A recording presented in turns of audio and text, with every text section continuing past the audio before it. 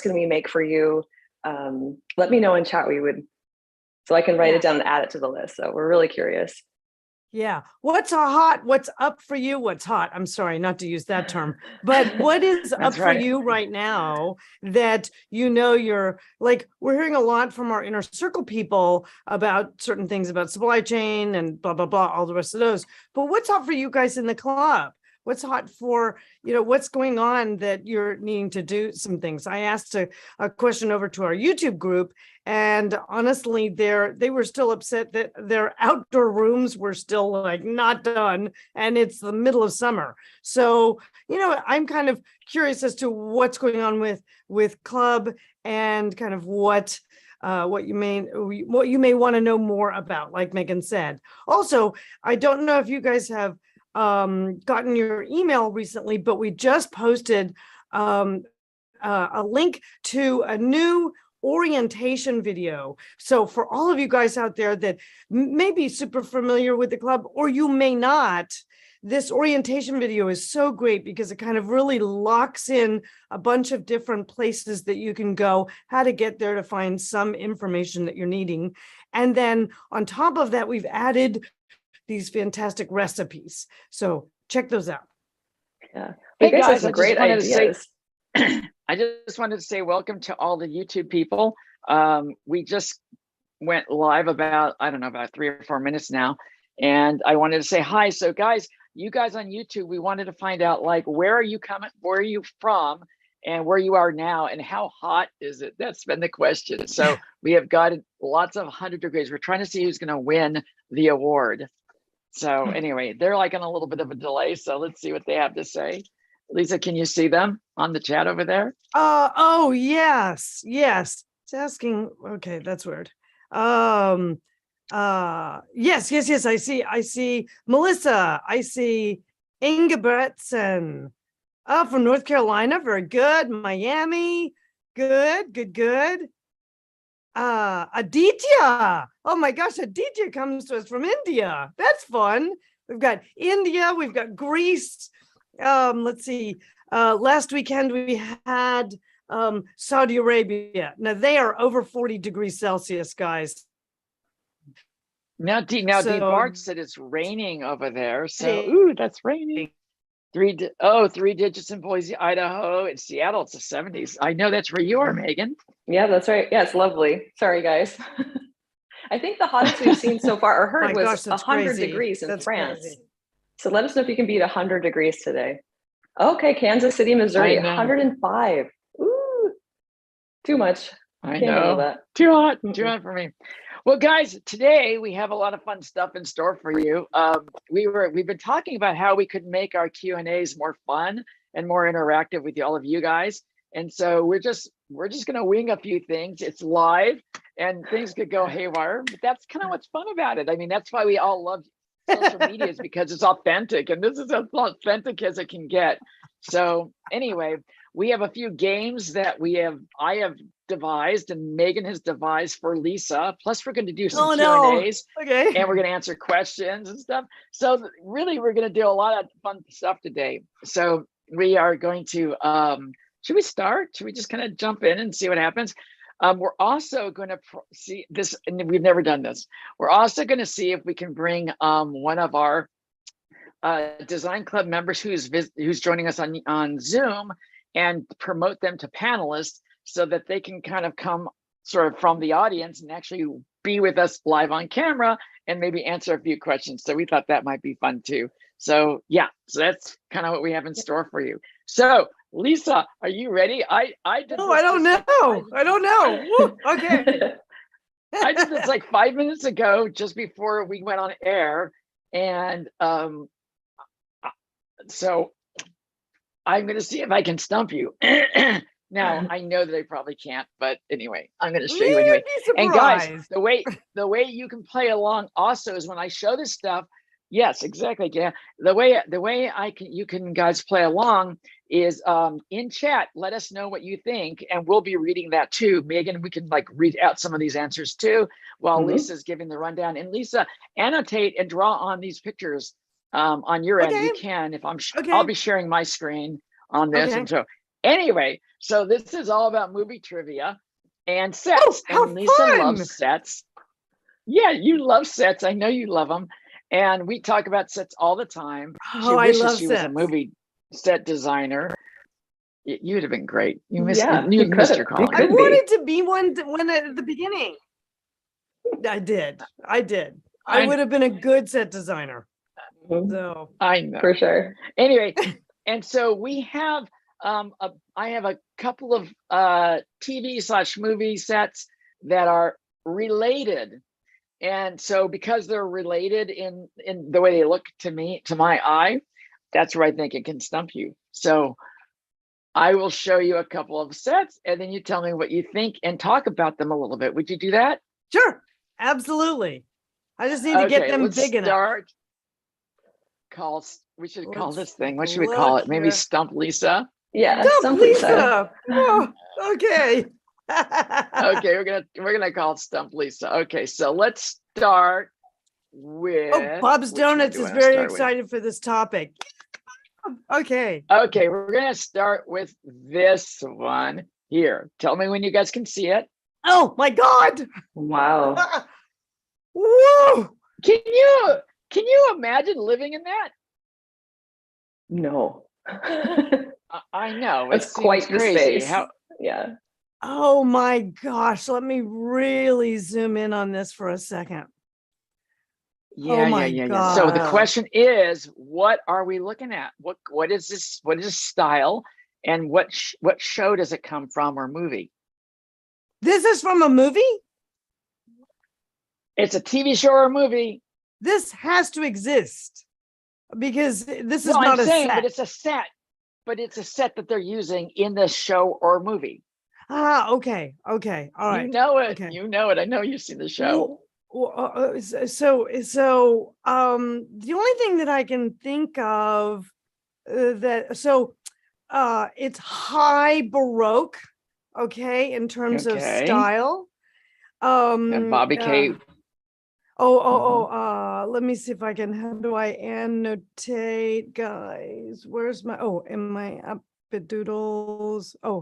Few options. Sorry. Look at the red wall behind the thing. Oh yeah. All right. So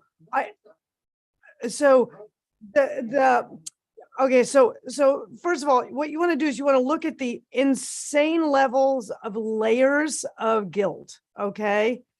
Golden everywhere. So this is high Baroque. You've got Église mirror in here, not to mention, hello, kind of, Baroque or the Romantic period, paintings on the ceilings. You've got cherubi and putti and all this stuff everywhere done in the plaster, sharing the gold. So, it feels French. This sun image speaks to me about, the Louis XIV, perhaps. I'm kind of going there with it. It feels either French. It's definitely European. It's either French or something like that. And it could be, so it could be, wait a minute. This could be so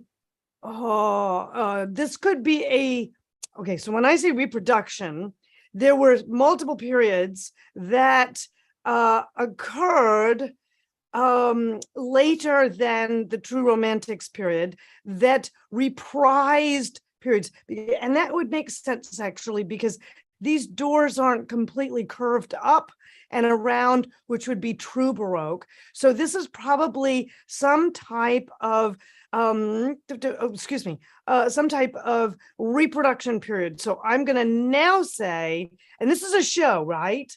You told me this was a show? TV show. Okay, I'll give you a hint. It's a TV show. Wait. Okay, so I'm going to say it's the gentleman that did Downton Abbey. What was the one that he did about in New York? Gilded Age. Yeah. Gilded Age. Oh my God. That makes sense. And guys, think about this for a minute. When they say the Gilded Age, that actually is a reference to a very specific period of time in the early 19th century. So 1820s forward to like maybe 1870, something like that. I'd have to Okay, double next check that. one. We need Oh, to move boom. on to the Okay. next one. Okay, I I love have a that. few All right. here. Well, Ready? should I Okay. erase? Oops. I should Yes. erase, huh? Okay. Oh, all right. Okay. Is this a What set? is this? Yep. I think this is the very overlit version of the hall that is used by Downton Abbey. Yes, is it you're true? right. Yes. Oh, is it? Yes, it is. yes. Yeah. Because Downton is another reproduction era structure, actually. So it has, these these Gothic things, which are very confusing, right? Because they're way too early. Oops. Note this point on this arch. That's a very Gothic statement, as is this one, right? Whoops. But and you've got a little bit of an arch right there, and shields, which is all fine. So you've got kind of this Gothic wraparound, but then all of this, you've got, cabriole legs over here, and the furnishings are definitely not Gothic. So yes, and I actually think I recognized this piece from the set. Oh, yes. Love Yes. it. Love Okay, it. Love it. another one? Yay. Okay, we're on a Julian Fellows You're on a roll today. for two.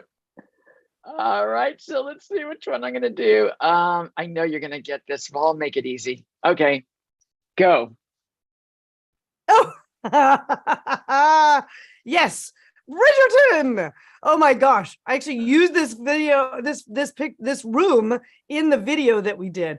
Oh, I love this. I just love these. So tell us about it. Great legs. Yeah. So okay, so Bridgerton is it's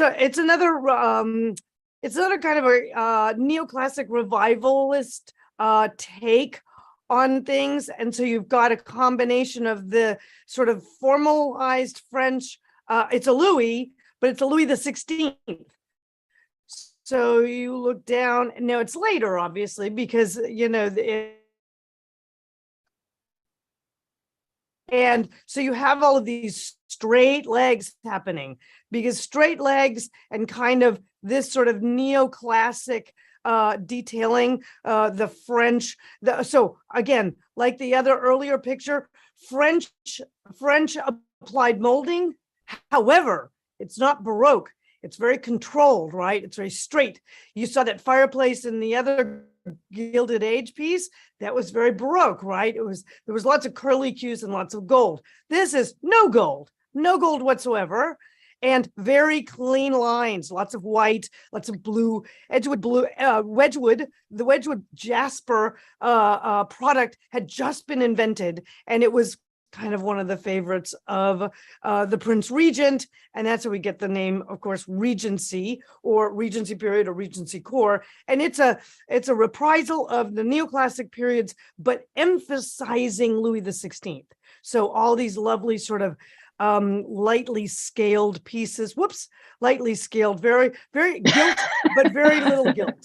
Yes. So it's a gorgeous period, very feminine. Very, very feminine, lots of soft colors. Oh, I'm sorry. Yes. Okay, so we're gonna do one more of my little movie trivia set. You see, they're all kind of related. So anyway, are you guys ready? All right, here we go. Yes. Yay, I love this. This is a traditional day. Oh, you gotta erase it. Can you erase your little? Oh, yes. marquees? Sorry. I'm sorry. Oops. Eraser. Okay. Okay, just so we don't have marks all over the page. All over. Okay, ready? Yes. There you go. Okay. Now, this may be a giveaway because you see actors in there, but where is this from? Or tell us I about think this is Gilded Age also. Yep. Oh, okay. Right. All right. Is So that yes, true? so the set Right? is from the Gilded Yeah. Age. Yeah. Yes. Okay. Is it? Am I right? It is, yeah. Yes. Yeah, that's the Gilded Okay. Age. So there's two giveaways here, right? Because I'm not just looking at the set, but you've got this very sort of lovely kind of lots of gilt, okay, but more kind of interpretive, right? This is more sort of French classics. they went after a lot of the Versailles, because Versailles was a very important architectural statement at this point. But they had a little bit more. They had passed through the Regency period at this point, so things were a little calmer in some spaces. But that other room was probably a ballroom. And so that was probably, this is more of like a parlor setup. So you can see kind of really they're hitting the gild hard on the base, that base leg of that harpsichord or early piano. Another really dead giveaway though is this dress, because you did not have this structure of dress until the late 1800s. And this was a very American style period with the bustle in the back and all the rest of that, kind of hanging sort of tight to the body, but out in the back just a good bit. So you also see her neckline. This is a takeoff of what was the Victorian, one of the Victorian necklines that was approved. This little feather in her hair, very Regency. So you've got a big mix in here, but that's definitely Gilded Age, because you've just got this warm golden glow to everything. And people look very uptight. Yes, so they were very uptight in the Gilded Age. Wow. Formal, right? That was amazing. I mean, they were very formal. I don't think we stumped Lisa on this on this one at all. Not only did we get design history, we got a little bit of fashion history too. She knows everything. Yeah, apparently. Well, fashion, it's really true. Fashion, we were talking about this yesterday. Fashion and design are very closely linked together. And so you have a lot of expression of the concepts around balance and color and style and rhythm and things like that, that both apply to fashion and structure and sets and spaces. And I don't know who knows what about me, but I actually got started doing windows very early on in my career. That was like a first job while I was still going to college.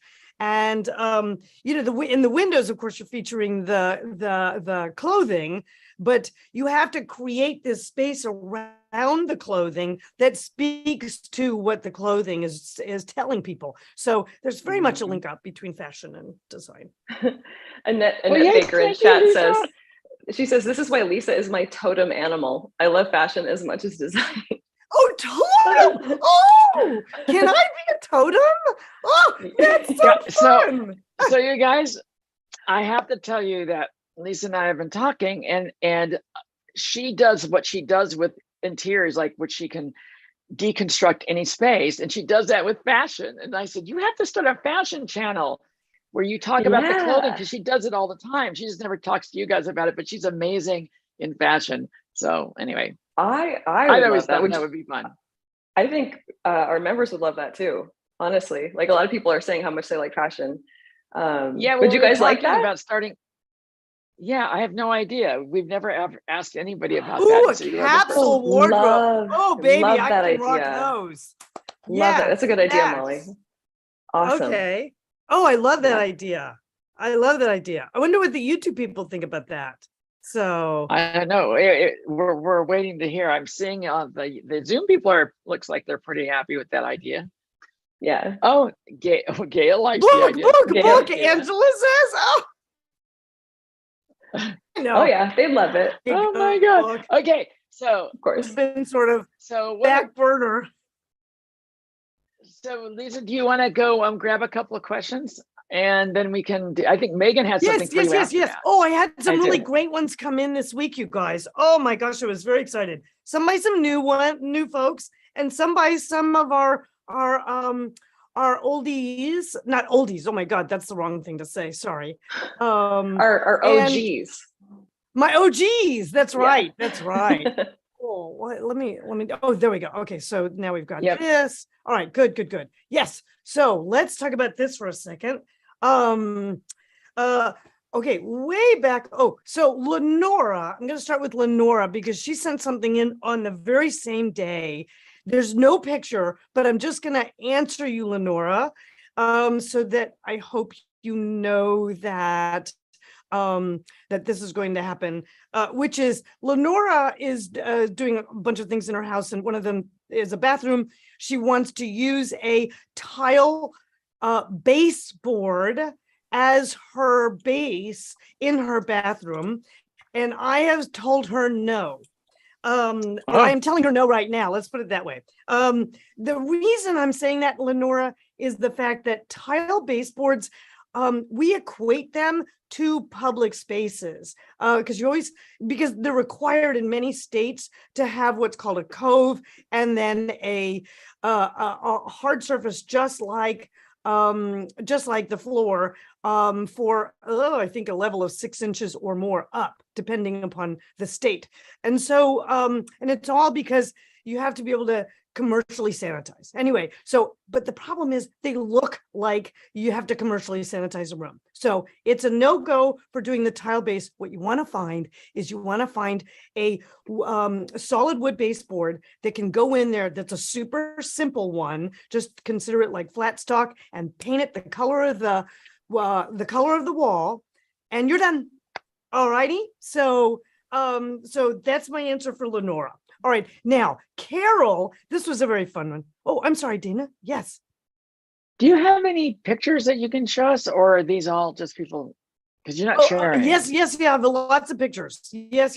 So, let me. I just didn't know if you knew that. Show you what I'd love to share is a before and after that.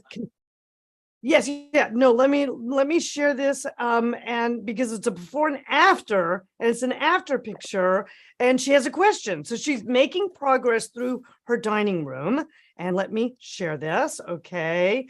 And this is Carol, who has been with us for a while, and this dining room she had picked before, she showed us before, was very plain, and so I suggested that she paint the walls a gorgeous deep blue of some kind. She picked the blue. It was absolutely stunning, and as you can see, it kind of ties in with all the upholstery on the chairs. It's absolutely lovely. Now she's feeling like the room needs a little extra sex appeal, okay? And we had talked about window treatments. She's ready to do them.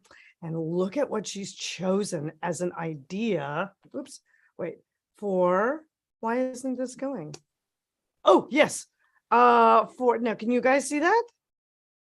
What are we looking at? What? No. This is the drapery. Oh my gosh. It's a gorgeous idea for the We don't see drapery, room. Lisa. You don't see drapery? We see the living room with the Rowan shades or whatever they are. Okay, it's like a dining room, right? Yes. So so she's planning on adding drapery. And so now what I guess I need to do is go this way and then this. You click spacebar and then share. And then share. Oh gosh. Okay, I'm sorry. So this is what she's looking at for drapery. Oh yes, we see that. Won't that be stunning? Mm-hmm. That will be amazing. And so Carol, that is a huge thumbs up. Make sure those draperies go to the ceiling, and we want a picture when they're done. Okay. For sure. Okay, now the next person is someone named Linda H. And apparently, Linda, none of your pictures got connected to the question. So I would love to help you, but please resubmit questions on it. So we've got that. So let's see. All right. So now where am I? I am with Monique. Yes. Okay. So I think Monique is a oh gosh, what am I doing here? There we go. Well, you're still sharing. You need to unshare. Oh, there. Okay, we can see that. Okay. So we can see this now. All right, great. Yes. Is this, you can see this, the two houses? Yep. Yes. Okay. Yes. So Monique is in a situation where this was the model that, let me annotate on this one.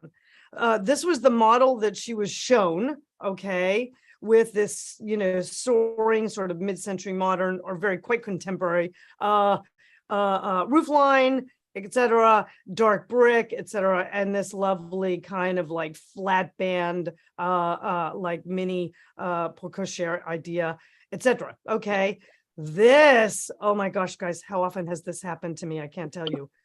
She walks onto I the know, site. they messed up.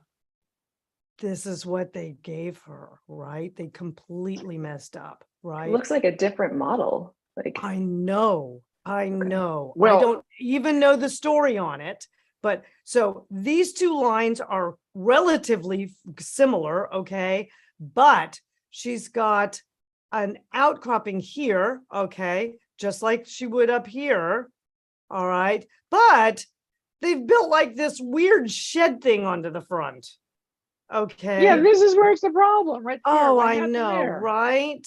That's exactly right. So here's what you're going to do, Monique, because at this point she says, I'm stuck with this. How in the heck do I deal with the cladding, etc.? You know, I mean, I don't know what went wrong on this thing. But what I would say is this: you do have a storyline where you can continue this decorative stone at the base, okay, just like they're showing on the upper thing. So I would definitely do that, all right? And I would probably stop it there. No, excuse me, I'm sorry. I would bring it around and bring it all the way around to the inside there. Now, this section... Lisa, can you do me a favor? Yes. Excuse me for interrupting. Can you do me a favor? Can you maybe annotate in a different color? Because I'm confused about what you're suggesting she do. Oh, yes. Just Okay. by Yes. the way you're doing Okay. that. Let me see if I can get another color. A color, or just erase it and start. I could erase it. Okay, let's do that. Let's erase it. Okay. All right. So let's do this. I'll leave these up here so you can see. And then let's do this. So what we've got to deal with this center section. Okay. And what we want to do is de-emphasize this weird little shed effect. So what I would do is I would make sure that I was cladding this whole section, all right, and this whole section, okay, clad all of that in kind of the material maybe up here. Okay, so you could definitely do that. I don't know where your budget stands on this. Now, in this center section, what I want you to do is pick something that is the same color, okay, but it's a different texture. So maybe it's stacked ledge stone, maybe it's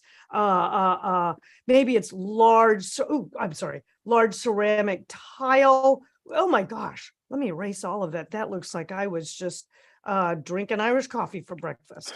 And it kind of needs to be a little darker. Oh, well, okay. So you're throwing a lot at me here. Maybe you've got big tiles and they're the exact same color as this brick over here. So here's the story, which is that people will see that indentation. This ugly thing will go away, and this element and this element will read the same. This element will read slightly different because you just have the texture change, okay? And that will help calm the unfortunate mistake that happened on the front down. So I hope that helps, Monique. That is. Can I ask a question, Lisa? Certainly. So let me ask you a question. We talk about Inner Circle a bit, and because we literally coach people through projects like this, would there have been anything she could have fixed, and would you have been able? Yes. Would we have been able to catch this before it got built if she was in the Inner Circle? Absolutely. I really don't know. Oh no, absolutely. Well. So Inner Circle is built. The Inner Circle is created to prevent this exact thing kind of happening. Because I could have taken one look at this plan and told you that was coming, unless they clearly just did not build to plan. And so that could be the case. But I can tell you that all I have to do is look at one plan and tell you if this kind of thing is about to happen. So that's the value of Inner Circle. I can prevent all of this mess from kind of occurring. Yeah. Because right now, all we're trying to do is just make it livable so she doesn't cringe every time she walks into our house. No, I know this is crazy. So yeah. And then that's just patching. That's just patching up mistakes, trying to hide them, so that's really nuts. So, all right. Okay, so let me erase this and see if we can get on to another question here. Did that help everybody? I hope. Yeah. Oh, for sure. I mean, honestly, like I mean, obviously this was a mistake, but you came up with a pretty solid solution there. Monique, we would love to see after pictures of that. Yes, we would, sure, Monique. Would you please? Yes, that would be amazing. That would be amazing. Okay, here's another one that is really like, you've got to be kidding me. But then again, and this is something I want to say, and I know Dana will be supportive of this, which is that a lot of times, guys, when you're buying a new house, and this is the situation, when you're buying a new house, don't let the ugly scare you off.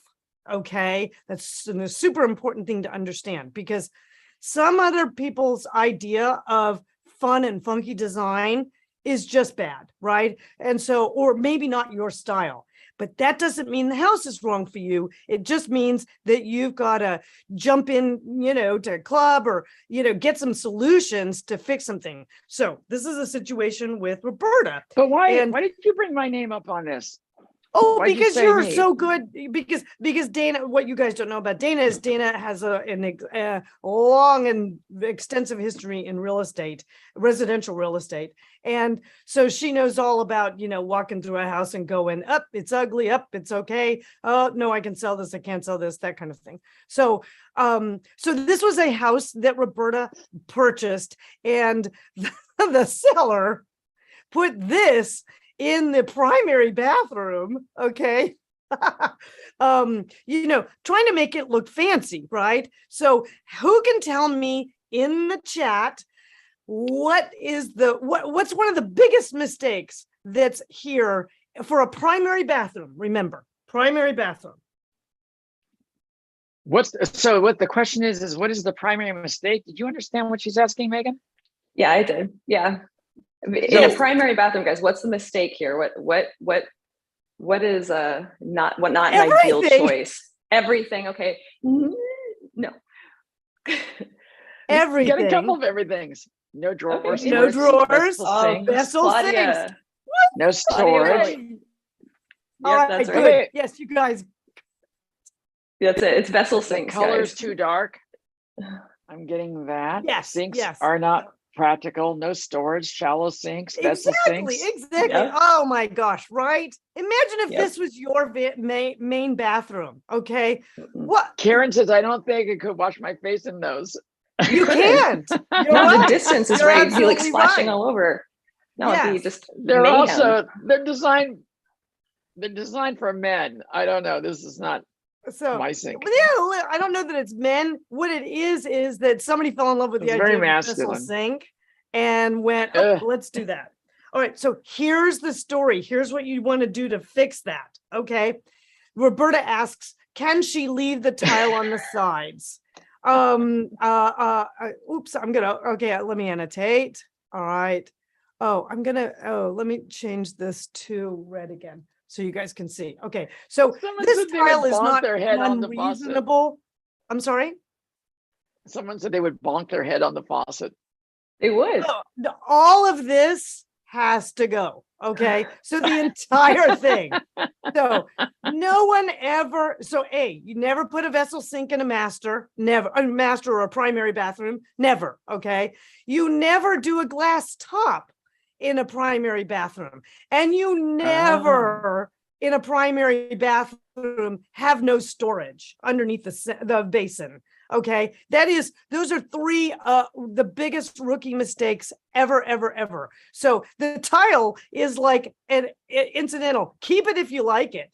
It doesn't matter to me. Here's the bottom line: is what you want to do is you want to make sure. I have no idea what the height is on this, because when you do a vessel sink, you actually tend to drop the counter. Well, if you really know what you're doing, you drop the countertop so that this line from here to the floor is 36 inches, guys, because that is the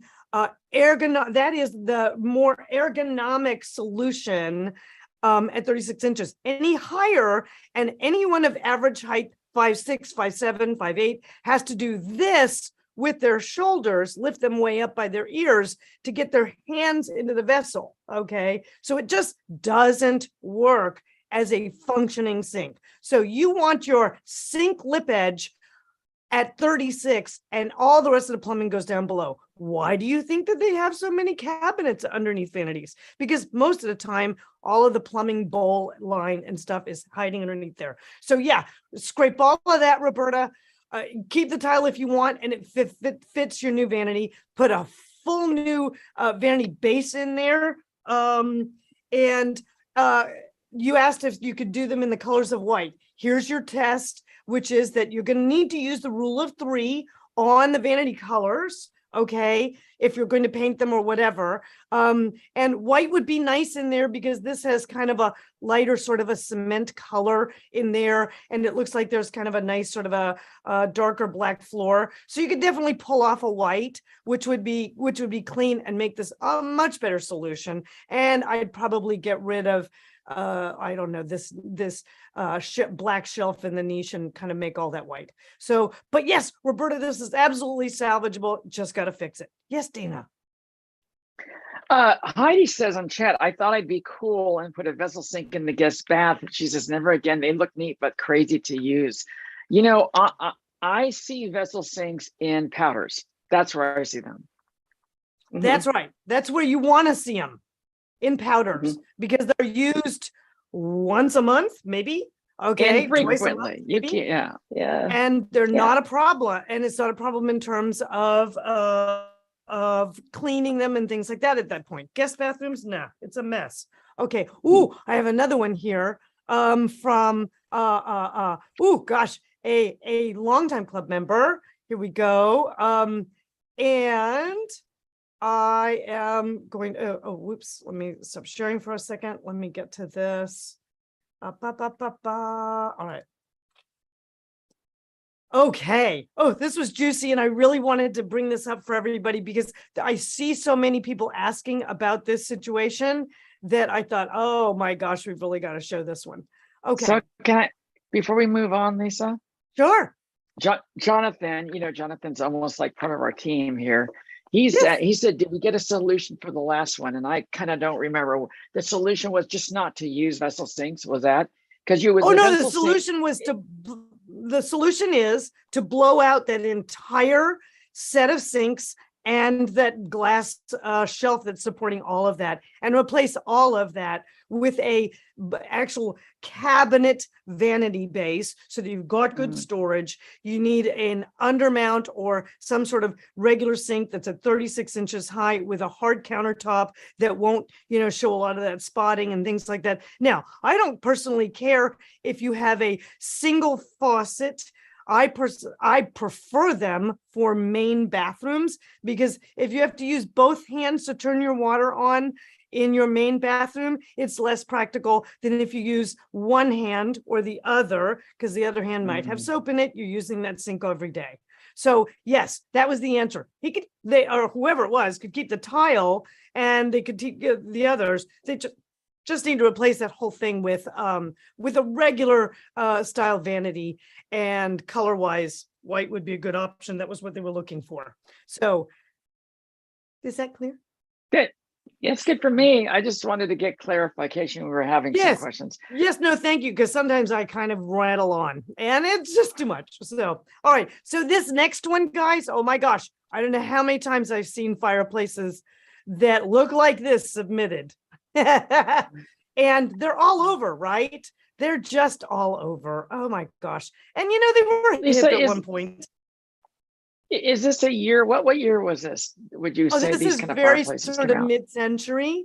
And 50s, 60s? So 50s, it could be as early as like 50, right? You wouldn't have seen it 48, 49. This is a little groovier than post-war. But post-war MCM. But by 60, 61, 62. It's Bobby K. And she says it's 1961. Thank you, Bobby. Wow. Nailed it again. Still no stumping, Lisa. Do you know why? Do you know why I know this one, guys? Okay, because brick is a post-war material, and so anytime you see an MCM space where you've got a brick fireplace, it's early MCM, right? And so they were still kind of utilizing utilizing or integrating some of those materials that were earlier. It wasn't until the later 50s that you start to see things done with zoomier materials than brick. So that's how I knew it was early. So, okay. So Bobby K, yes, baby cakes, you are right. This needs an update. So she's all excited because she's going to clad this whole thing in a nice tile, a nice porcelain tile, which is very exciting. And she showed me two options. She's got this lovely sort of kind of a marble look, which is great. And then she's also got this option, and it's kind of tickling her fancy a little bit. And she goes, I keep petting it because I like it was a nice texture. Because of the texture. Yes, that's right. But she wanted to get from me whether or not I thought which one of them would be the most kind of timeless, right? And I am definitely voting. Oh gosh, what happened? I am definitely voting for the marble. Okay. Now, what I want you to do, Bobby K, is I want you to look at our tile book, and I want you to look at our. Maybe Gaia can post the links to the tile book, Maggie, and the stone book, because even though you're not using stone, you're actually using tile. There's going to be information that you need about the installation of that tile in the tile book. But there's also information that you need about locating patterning and what's called a dry laying, and approving the dry lay before you get it done. Okay, so that's super important. The next thing that I want to talk to you about is she asks about how to, so what you're going to do is you're going to get rid of this trim, and the tile is going to go straight up to the ceiling. Okay. And by the way, if you're at it, while you're making a mess here, you could stand to smooth the ceiling out. Yeah, get rid of that. Yeah, get rid of that. Okay, so that marble tile is going to go straight to the ceiling. Okay, whoops, straight to the ceiling and all the way down to this hearth line. Okay. All right, so you're going to wrap this. I know you said you're going to remove the old brass thing, which is very dated looking, and just make it plain black, which will be great with that tile. That's fabulous. I would definitely either keep this if that's a statement that you're digging, or sell it if you're not, because that is definitely a look that people want to take a look at. This is an old thing, so you can just cover that up. Now, here's the deal. For the hearth, I do not want you to keep this brick. She asked about keeping the brick and painting it. No. You do not want to do the brick because the brick is an old texture, okay? And you have just clad this thing in sexy white marble, right? So what you want to do is you want to find another porcelain tile, okay? It can even be the same shape. And you want to wrap this whole thing all the way down to the floor in, and I want you to pull out from that this gray. Okay, pull a color out right there from this marble tile that's a solid gray that maybe looks a little bit like concrete, or something along those lines. It will be very mid-century modern, and it will make the base of this thing look super unified and like monolithic. And that's what you want. You want that heart to look solid and chunky and supporting this gorgeous, oh my gosh, my brain just went like blank. This gorgeous kind of monolithic statement of the marble. So that's really good. But your homework is to read the tile thing and the stone thing so that you know what those dry layup terms are, and you don't get surprised with a bunch of patterns that you don't like.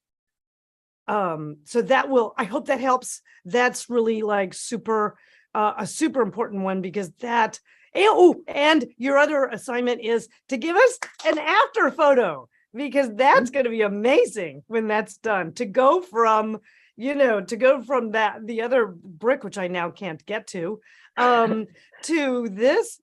That'll be amazing. So let me see if I can get to this. Yeah, can I get to this? Yes. Wait, there. To go from that to a solid marble monolith. Oh, we want to see pictures. Okay. Gives us all hope. All right. Okay, so do we want Megan to do one of hers? Yes. And then, yes. Oh, Megan has plans too. Oh my gosh. I do have plans. I have a space that I would love for you to take a peek at. And if you could, let us know what you think the design style is, as well as identifying the design style, some of the pieces within that space. And I want to add something, actually. Lisa, if you could, when you see this space, let us know what you would do differently, if anything. Like, how would you Lisa-fy the space? Yeah. Let me share. Can we make that a term? I like that. I just did. And before you answer it, I have a poll that I'll throw up on Zoom. Okay. Sorry, guys, on YouTube. But join the design club, and you can be on the Zoom side. Yep. Okay, you ready? Oh, that's not okay. right. Look at this. Okay, wait. Are you looking? What are you? What's not right about it? Are you We're seeing? So I'm living room with seeing. it. All white. So I'm sorry. What was the white. question again? A traditional space. Oh, sorry. Dana. I just blew it. What? Are you guys? So Yeah, you're seeing that that's it. We space? got it. Okay, cool. Yes. Okay. So what are we supposed to be doing? Should I launch the poll and see what everybody thinks it is? Yes. Okay. Well, we got the poll going on Zoom, and we're getting a few votes coming in. What do you guys? What kind of style do you think it is? Oh, so far only one is winning. Okay. So Lisa, are you stumped? I bet you're stumped. Oh no, I'm not. I'm just being quiet. But we gotta be quiet. We gotta keep. Looks like what is Zoom, guys? What are you saying? What do you think it is? Yeah, Zoom is not saying anything. Not Zoom. It looks like it's YouTube. Oh, YouTube. Somebody says busy. It's busy as a style. Yeah, It's actually not a style statement. Actually, no, that is a style statement. That style statement would be maximalist. Maximalism. Yep. Yeah, that's right. Neoclassical. Okay. Jonathan V says I was saying grand millennial as well. Yep. Yes. Oh yeah. Grand millennial is getting close, guys. There you go. Do you know what it is, Lisa? Have we stumped you? No, not at all. No. Do you know what it is? All right. Maybe next one. Did she know? Oh, looks like a battle in our poll, a battle between traditional and French contemporary. Oh, that's interesting. French contemporary. Okay. Well, you know what? Okay. So can I annotate? I'm going to end the poll just so everybody can see what the results were. Okay. And then we can have you talk to us about it. All right, great. Let's do this. All right. So very good. Okay. So what we have, guys, here is an actual contemporary interpretation of a completely traditional space. Now, let me tell you why it's not French contemporary, because that was the runner-up, right? I think. Oh my God! Somebody says it's appalling. Oh, well, you know, Lisa, read. Bobby K says this is what happens when you give Bridgerton a Red Bull. Oh my gosh! Oh my God! I love that. I love that. Yes. Actually, it kind of is. That's actually a good interpretation of it. No, it is definitely a traditional, and it is definitely kind of a neoclassic interpretation, because what you have is you have these so when you said French contemporary, you were right on the first word, okay? But there's nothing else that supports anything contemporary other than the color of this chair, okay? And so that really speaks to the fact that, it's actually really a traditional space. You've got paired identical pieces here, and here. You have another statement that is very classically traditional in another period, but it's also very classically traditional, which is, and if you haven't picked this one up yet, guys, flanked facing mirrors. Okay, so not only is there a mirror on this wall between a paired alcove with artwork, but there is a mirror on the wall behind the photographer. Okay, and they are and it's reflecting all of this. So you've got a whole sort of story of repetition and classic formal seating arrangements. You've got a central sofa, which is a little bit more a little fresher, so that could be a little bit more grand millennial than actually classic traditional. But then you have paired identical chairs here, right? And then you have a slightly off center. I don't know who wasn't paying attention when they were doing the photographs, but these three little stools, which probably they are line center, up, aren't they?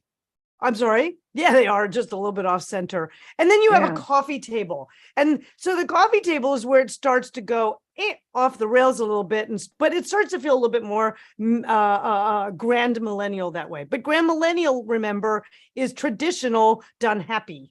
Okay. And so this is, it's got light colors.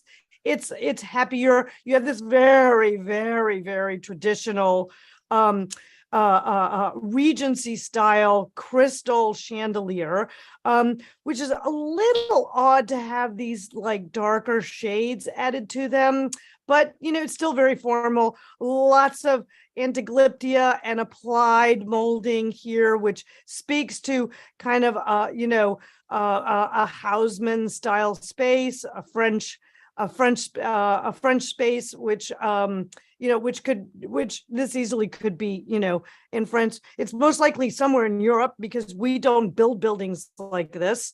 I can tell you right now, it probably has 15-foot or 14-foot ceilings, minimum of 13, just by the scale of the seat to that. So it's a very traditional space. You could call it grand millennial to a degree, but if it's a grand millennial, it's a formally traditional interpretive version of grand millennial. Could it be French girl?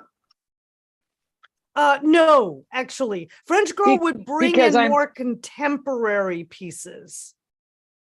Because I'm looking at the mirror over the fireplace. I'm looking at the symmetry of the paintings in the background, and some of that stuff. See, that's where French girl differs. Okay, mirror over the fireplace, yes. Paired paintings, no. Not with French girl contemporary, right? Because the paired paintings that are, very romantic period anyway to begin with, large oils, very traditional. That's very traditional, okay? Because the storyline, the way they're treated with the gilt frames, all of that very traditional. A French girl interpretation of this would have two extremely contemporary, maybe black and whites. Maybe sketches, a sculpture, I see. Something like that, and not paired. It wouldn't necessarily be paired. So that's where it differs. But the mirror throws people off. I know, because that looks French, and it is French, but it's not French contemporary. See, so yes. So that was a bit of a mix. Okay. Good call, Mr. So it was. Yes, Maggie. Love it. Let me see if I can clean some of this mess up. Yes. Before you do it. Oh my God, you sound like you're plotting, you two. Oh. No. No. I'm Maybe. gonna tell Maggie something in a minute. Okay. Should I share another space? Well, I've got other challenges. No, don't. Stop share. No, take us off share for a minute. Okay. And let's see if we have anybody on Zoom that wants to come on live with us with your camera and everything. And if you do, and you want to like try to talk to us about what you think the next thing is that Meg's going to put up, let us know by raising your hand, and I will make you a panelist. We've never done this before, so we'll see how this goes. And maybe nobody wants to do it. I know that. Like, there is that risk. See my background. Everyone's like, okay, ask me next week. Everyone's gonna be all like camera ready. Come on, guys, don't be shy, please. We want to see you. Just raise your hand. Yes, Cynthia says next time, and Kathy, you're really the only one with your hand raised, so I'm not sure if you still want to. But, she said next week. Oh, she Karen says yes says to she's next in her week. jammies. We're not getting a lot of takers. Oh, okay, we don't guys. care. Next week, guys. Next week, be prepared. If any of you guys want to come on camera with us, we'll bring you on. And you'll be a panelist for a little while, and it'll be like a game show. We'll take you from the audience, and you bring up your. Yeah. Yay! That'll be fun. Yeah. Okay. Okay. Well, we're gonna have to do it next week. So be ready for that, because we're gonna. Where's the camera? Oh, be ready for that, because we'll do that next week. And guys, sorry, YouTube. If you want to play along with us and kind of be involved with this stuff, guys, join the Design Club. I think we forgot to take down our spring special, and so I think it still pops up there every once in a while. So this is still a good time to join the club, and it would be at www.thedezignclub.com, spelled with a Z. Oh, and, maybe Gaya, can put that up. Hey, would you put that in the chat so people know where to go if they want to sign up for that? But we would love to have you, of course. We would. All right, should I share another one? Do the next one. Are we have another challenge, or do you want to do Q&A? I'm ready. Another challenger. Okay, all right. Let's do. Oh, another challenge? Okay, I'm reading some stuff on YouTube. Okay. And I want to say this, Joseph. It's odd how that painting on the left is hanging, was his comment. And the reality of it is, Joseph, is that they often could not hang heavy paintings in lath plaster, which is how walls were constructed at that point. And so they had to put in what's called picture rails, which were actually pieces of molding. And then they would put wires from the painting, paintings were heavy because they were big, right? And they were oil canvases. And so they would bring that wire or that cord or whatever up to that big heavy piece of solid wood molding. And that was how they framed things, because they wouldn't be able to actually hold the weight of them without, like, until we got to things like button board and things like that. That's early 19th century before that. So you see a lot of those paintings hanging like that. And in Victorian homes, you still see that painting rail up at the top on many places. So I'm sorry, that was such a good question. I wanted to answer that. So really what good. are we doing? Okay, so again, same thing. Let us know the design style of the space, the pieces. And again, if there's anything you would change, let us know. Oh, okay. Whoa. Oh, I'm not sure. I don't know that I like this. Oh, well, like is a personal statement. Let me see if I can get this bigger. It is a personal statement. I don't know what I'm looking at. Oh my goodness. Okay. Oh my God. We are really rocking on traditional today. This is not a house in the US though. This has got to be in Europe somewhere. I don't think a US home would do this. I'd be willing to bet it's Europe, but it might be like, upstate New York, something like that. There were structures that were built then at that point. Well, why don't we ask everybody what design style they think it is? Oh yes, okay. And just put it in chat. You guys want to do that? Federal. Oh, Bobby K. Good idea. Good eye. Jonathan says this is a lack of style.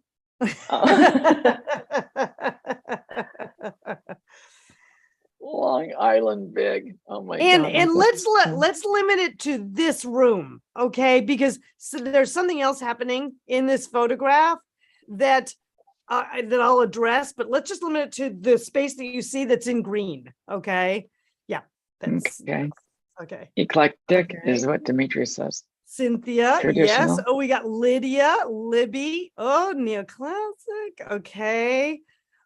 Terry goes, what's up with the ceiling? I'm going to be talking about that. Okay. Oh no, that ceiling is revolting like the peasants, somebody says. Oh my God, that's funny. Okay. All right. So what is it, Lisa? Okay, so inform us, oh wise one. This has so the first pass at this is that this is a the green room that you see. Oh, let me annotate. Okay. The green room that is bordered by this ceiling detail. Okay. This green room falls cleanly into what we're calling grand millennial. All right. Because you've got this kind of almost an apple green color that is very happy. And grand millennial is kind of the interpretation of classically traditional spaces, okay, but with a color palette that would not necessarily have been done there, and with patterns and materials that are applied in more contemporary arrangements, with all of these classic details, okay? So I think it was Bobby Kay that said federal, and she was looking at this detail. Whereas when the other picture that we looked at, right, the pediments or the trim and molding detail felt very French, right? Everybody was thinking it was maybe French colonial. Well, this in fact is actually federal style trim details with the keyhole and the classical Greek triangular shaped pediment at the top. This is very, very federal, very neoclassic. Okay, up here at the top, you have classic dentil molding surrounding, I don't know, this must be at least 15 to 16 inches there, of, you know, additional crown molding. And then what you have, someone asked what was going on in the ceiling, you have what's a very traditional detailing called a barrel cove. All right, so you can see the end curve on this. But what's happening here is this barrel cove has been treated with silver leaf. And that is a very contemporary interpretation. Typically, a barrel cove would have been treated with another type of material like sometimes it was silver leaf, but it would have been silver leaf with interpretive painted patterns on top of it. Sometimes you had wallpaper done up there. Sometimes you had actual fresco paintings up there. So these were very important statements because the more you made of your, if you could afford to do a barrel cove, it meant that rooms are about communicating status, especially traditional rooms. And so a barrel cove ceiling with a recessed barrel cove ceiling is an expensive detail. So they've added a lot of money to it by slapping silver leaf on it, which appears actually a little heavy because this cove is so huge, in my personal opinion, especially for the feeling that they're trying to create down here. How happy and sweet and heavy, right? But not heavy at the same time. These are major drapery treatments. Those are probably silk taffeta. Okay, so these are probably thousands and thousands of dollars worth. Now, if you look at that hotel that just opened up about a year ago in New Orleans, they've got the same exact kind of swagged top treatment with long flowing things, but it's not done in silk sateen. It's done in a much more casual sort of a check combination. So there's lots of ways to interpret this. This is a very formal interpretation over it, over what looks like French doors opening out onto probably a balcony. Down here is another little giveaway. Oh, I'm sorry, Dana. Yes? I have a question. That mirror, it just really clashes with, for me, with what's going on with the door on either side. Yeah. With the door on either side. Well, so yes, it is a mix up of styles, okay, because you have this federal, and then you have this very sort of oh my God, not it's not as early as Baroque, but it is rather defined. So I would say this is probably late Baroque, Venetian, and it's a black mirror with carvings on it. And so you have that, you kind of have that late 17th century, maybe 16th century vibe happening there. This is a very different interpretation and later. So that's, yeah, so they do kind of, they don't kind of work as happily together. And this kind of Chinese pagoda feel doesn't necessarily work with the federal statement as well. So it definitely is a mixture of traditional periods. And like I said, you've got a little chair here with like kind of a little multicolored check on that. That's very contemporary. It's very happy. As is, you know, the apple green and the pinks. So very grand millennial, very much a mix of the traditional style statements, but a little sassy. So yeah, so it would definitely fall into the grand millennial vibe. Okay, well, you were talking about something about don't look at this other room. I'll talk about that later on. What was that?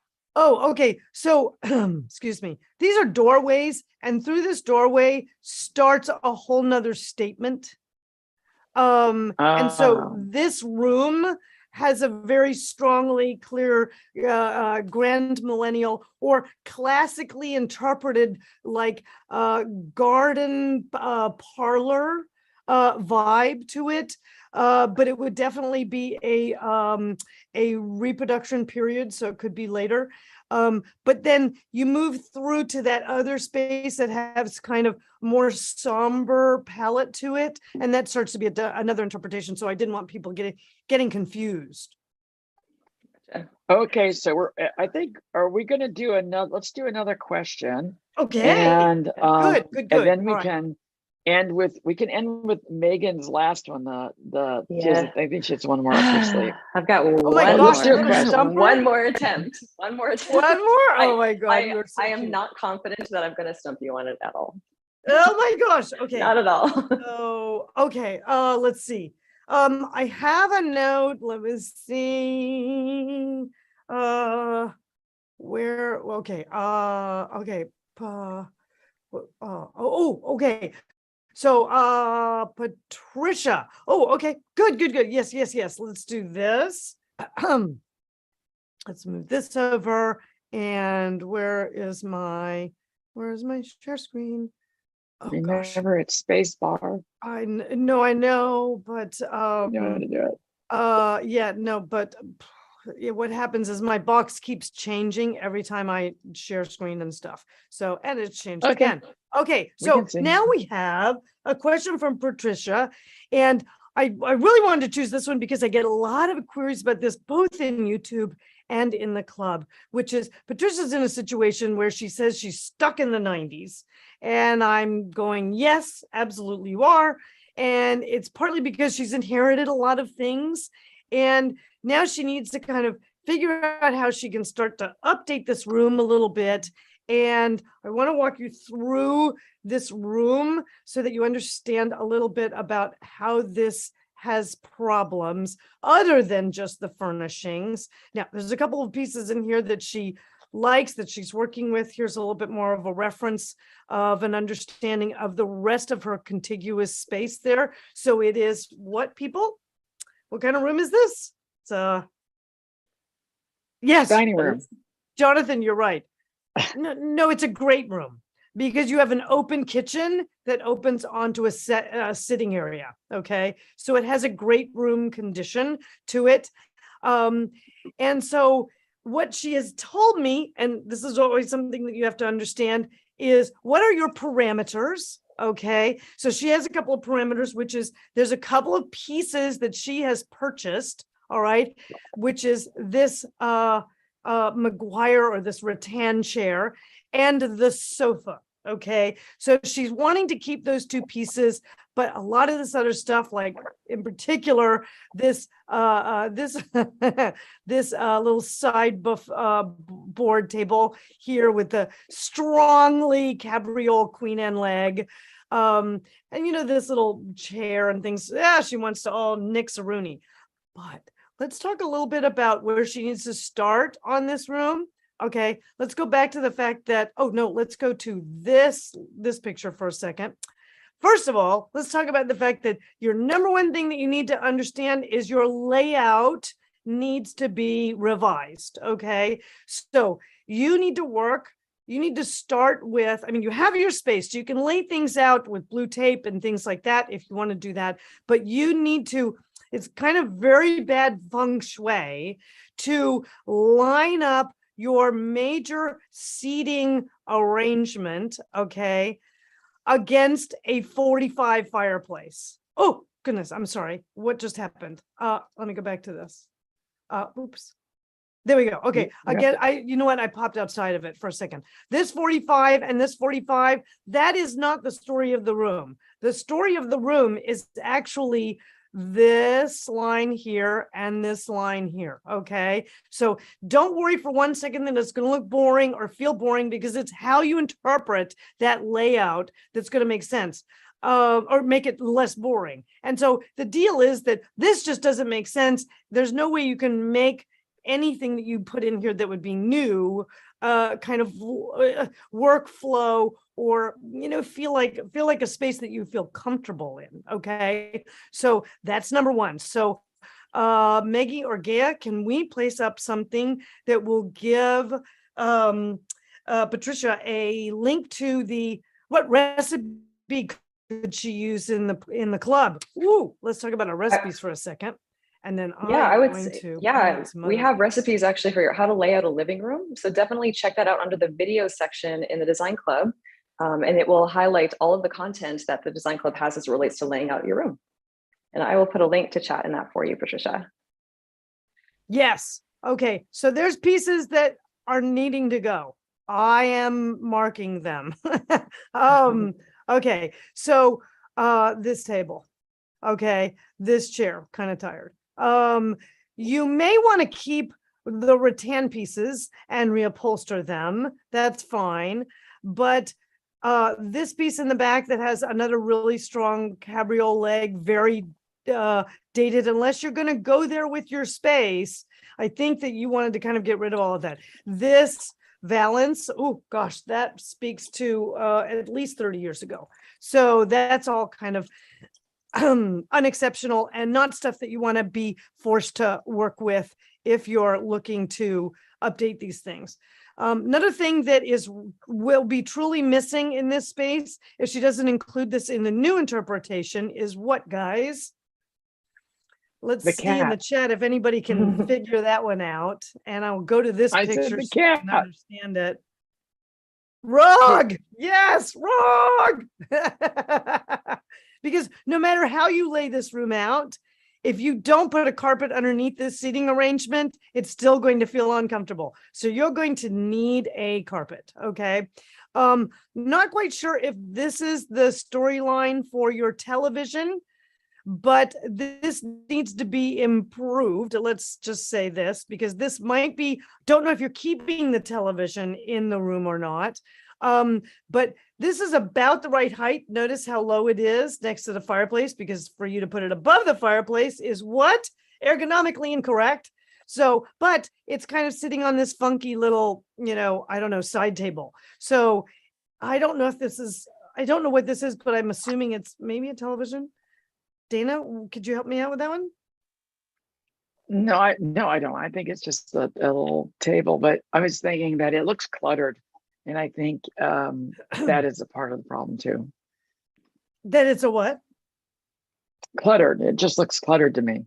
Oh, yes, absolutely it does. She needs to do a major edit. So that's another thing we can send her a link to, is how to edit. But if this is your TV and it's over on this wall, then you're going to need to create a better solution to anchor that piece that is a nice credenza of some sort, something with straighter legs, which you say you like, which would be good. All right.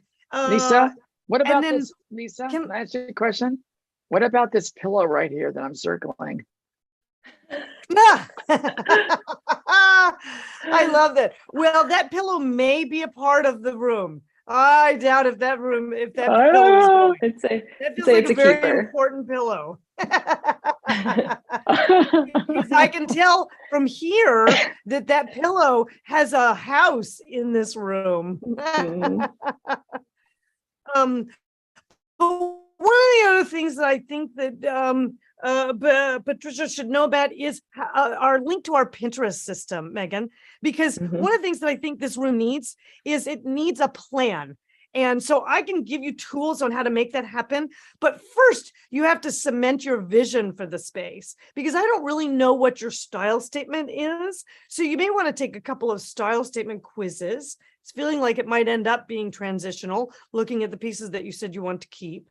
So you kind of want to interpret your style statement or get a little bit of better handle on that. And then you also want to do, before you spend $1 on anything, you want to do an edit story, and you also want to do an aspirational inspiration story. So think about things like using a Pinterest system or maybe a Canva board. We do have a link, that kind of thing. And we can, those kinds of things can stop being sorry, I got totally sidetracked on something. But no, so those kinds of things can really give you a roadmap that will inspire you on how to know where to go, and then begin to kind of replace pieces one by one, fix your layout, reinterpret your window treatments, perhaps. There's a lot of ways that room can be really nice and reflect you. So I feel like I'm getting lasered. This means that we're ready for the last round of Stump Lisa from Maggie. So Megan, are we okay? Yeah. Okay, for sure. Okay, so this one's a little different, Lisa. So this isn't a space, but it's actually an iconic piece, designer piece. And if you could tell me the name of it, and if you guys know in chat, brownie points. Yes. Okay. Yes, I do know the name of this.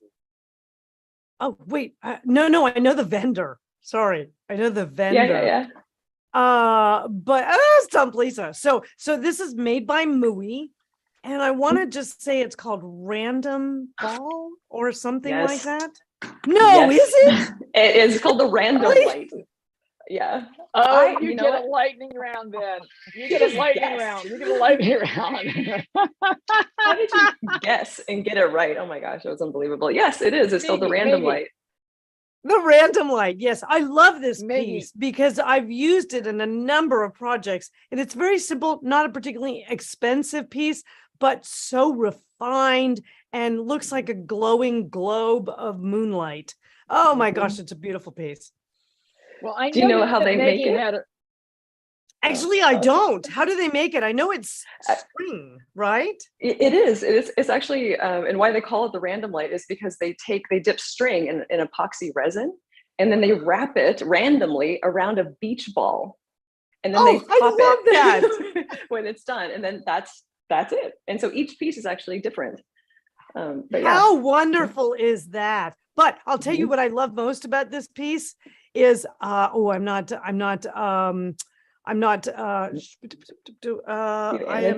view options. View options. Thank you. Annotate. One of the pieces I love about this the most is if you look up at the top, every one of them has this little tiny circle that's open. There's no string in there. And that's how you reach in and change the bulb. That's what I love about Mui is they have these really, really interesting interpretations around product. If you've ever seen the big standing horse table floor lamp, That's another movie product. So they're very interesting, but they're also very practical at the same time. So I love that. Nice. Well, good. Well, very well done. Don't you think that Lisa should do that other one? You showed me a space that was really fun. Do that? Okay, I've got one more space for you, Lisa. And Dana loves it. Dana absolutely loves the space, and so do I. Dana loves this space. It's yeah, she liked it. It's different.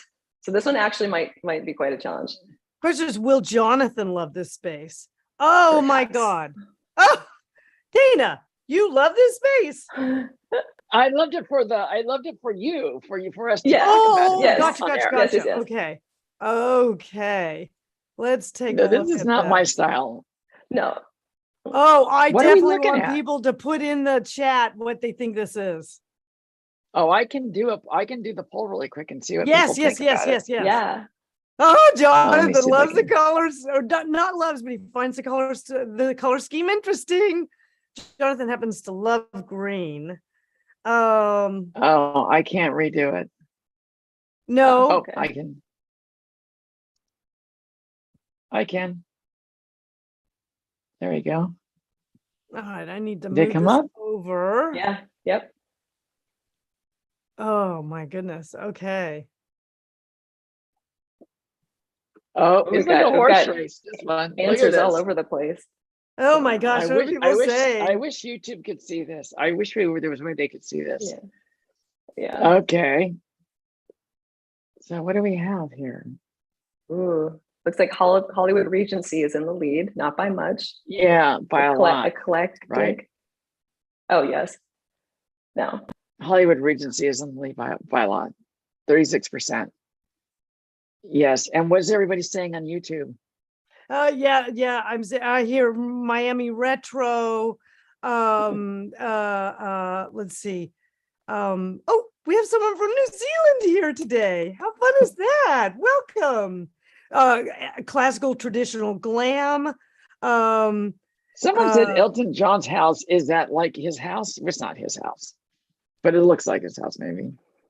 I don't know. Is it his house? Oh, okay. I'm going to end the poll just so we don't do this all day long. But yeah, okay, great. I'll share the results with everybody. So, Hollywood Regency is far and away the number one that everyone guessed. Okay, let me take a stab at it. I've got is the poll done? Yes, it's done. Okay, so I'm going to do that for a second, and let me annotate. Okay. So you guys, actually, I am so impressed every time we do these, because you guys really, some stuff, but you guys know some stuff out there that really impresses me, because you come up with some answers that I am always just like, wow, Miami Retro. This is like, that is not a common statement, but Maggie, let's put that on the list of things we've got to do. Love that. Love that idea. Okay, so let's kind of like so in the super category, all right? In the super category, this is a transitional space, okay? But under the super category, okay, we have a couple of interpretations that are definitely represented here. The strongest one actually is sort of a marriage of glam and Hollywood Regency, which are very similar to each other. I'd say it leans more towards glam than Hollywood Regency, only because you've got super contemporary elements like this coffee table in there, which is kind of an organic shape that's been gilded. So gilded says glam, organic shape pulls it out of kind of that Hollywood Regency classical interpretation, right? This where you guys are probably looking at with the long fringe on these big swags that are kind of this multicolor. This is very Hollywood Regency, especially with this long fringe, but it can also go glam, or and I'm going to say maybe, it could even be Miami Glam. This is definitely a contemporary building. The black and white squares also speak to sort of Hollywood Regency, but also you can see Hollywood. You can see black and white in Glam as well. This is another very interesting element. It's a custom painted, probably upholstered panel on a sofa. And that is a very contemporary statement. You simply never had that happen. Not painted like this. So that also speaks to maybe contemporary Miami Glam just a little bit. This very contemporary piece. So again, I lean more towards Glam than Hollywood Regency, because this would be a more classically interpreted piece. And then of course you have very contemporary artwork pieces in here. So again, it speaks to firmly in the transitional style. You guys may have looked at the curve of this and said Deco, but Deco and Hollywood Regency both have this feel to it. That saturated green Jonathan mentioned is also very sort of classical interpretive of Deco, but then the apple starts to make it a little bit happier. Yes, Dana. Yeah, well, also I see this, like right here, I see this curve on the sofa. And Yes. I wanted to ask you about this colorway. What's going on with this color here? Oh, I'm sorry. What's you know what? going I'm on? missing where you're pointing. Oh, that's that The blue. that kind of saturated. No, it's actually not blue. It's actually a deep saturated teal. Like a teal. Teal, Yeah. yes. And that was actually used a lot in Deco, because Deco used really super saturated colors of like mustard to teal, kind of those rich burgundies, those kinds of things. Those are very classic Deco, and they pull forward in some interpretations of both a Hollywood Glam and in Hollywood Regency. You can kind of see a little bit of that. Although Regency tends to take that teal and lighten it up just a little bit. When you see it this deep, that says a little bit more of a Glam or Hollywood Regency relationship to Deco. And why? Oh, let me tell you this really interesting fact. Because Deco and Hollywood Regency sit side by side on the timeline of transitional periods. Okay, so Deco sort of starts to end early 30s, and what comes flying up at that point is cinema and Hollywood, right? And so Hollywood took Deco and kind of like gave it a big push forward with some of that glamorous interpretation. I mean, when you look at some of the movies that are from the 30s, those sets are like wild. There's so much feathers going on in those sets that it's like out of control, right? Nobody could move around in those gowns that had like 5 feet of train behind you and all the rest of that. But one of the things that they did is they kept some of that saturated color, because why? Those films were in black and white. And so if they had done kind of the classic how we interpret Hollywood Regency now with lighter blues and lighter teals, it would have read as a gray. And that on screen, and that didn't work for the set designers. They needed more, there on things. So you had more of a contrast between darker tones and then the light colored feathers and the goldens and things. And then once they hit color film, then these richer saturated colors looked more expensive. See, because that's always the thing, is that, traditional design of any kind and how it's being interpreted in transitional also speaks to how am I presenting my place in society, right? Am I important? Am I wealthy? Do I control things? That's what these rooms are trying to project. So that's very important. I can tell you this, I have one big issue with this. which is really, guys, you can't include a room that's this important and not do a big enough carpet. What is going on? Anyway, never mind. It's just a little personal bug I have. I was wondering if you noticed. So would you guys like to go do a couple more questions? And then we're going to be running out of time. Oh, I do want to say, guys, that we put up a fundraiser to help the planet and to build and to plant trees. And it's in the YouTube chat and it's at the top there and you can donate somewhere. And we're just trying to do our part. The environment is important to us. Thank you, Dana. Is it the 8 billion trees guy? Is it my 8 billion trees guy? No, it's the one tree. Oh, no, he's good too. Okay, we love them. Yeah. Oh, we love them. It says, and we've raised $45 for them already today. Really? Just today? Yeah.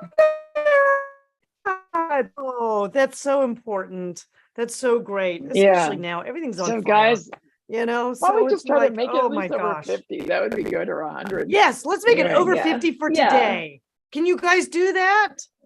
Oh my gosh. Yeah, because it's at 45. Yeah, it's 45. Didn't somebody throw $1 at it? We did it. Now we're up to 50. Thank you so much. Thanks, oh my gosh. Lynn donated $5. Look right there. See? Hi, Lynn. To one tree planted. Right, exactly. Thank you, Lynn. Thanks, Lynn. Lynn, anyway, thank you so much. You're our hero for the day.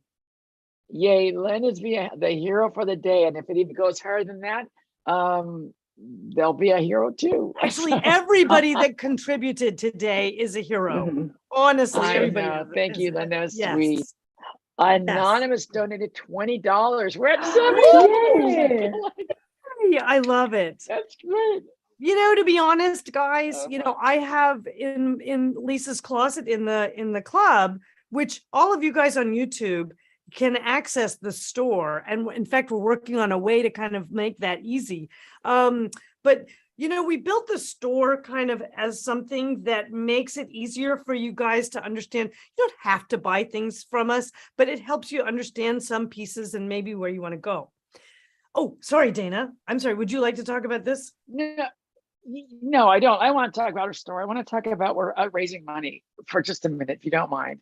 Oh, yes, please. Please. Because we're having all these fires and we just really are want to try to do as much as we can with our channel to help move people to do that. So we really appreciate everything you guys have done. And we have been supporting the One Tree Planted for a while now on some of our videos. So I just wanted to appreciate you guys a lot and say thank you. So anyway, yes, I agree completely. I mean, maybe we can even break $100 by the end of the day. And, here's what I actually was going to say. I completely forgot that we don't make a penny and nothing comes to us. But this is literally, whatever you guys give goes right to that charity and they use it. Oh, that's right. Well, we got another $20 from El Brad donated. Oh my God! We're at what? We're at 110. Oh my goodness! Thank you guys.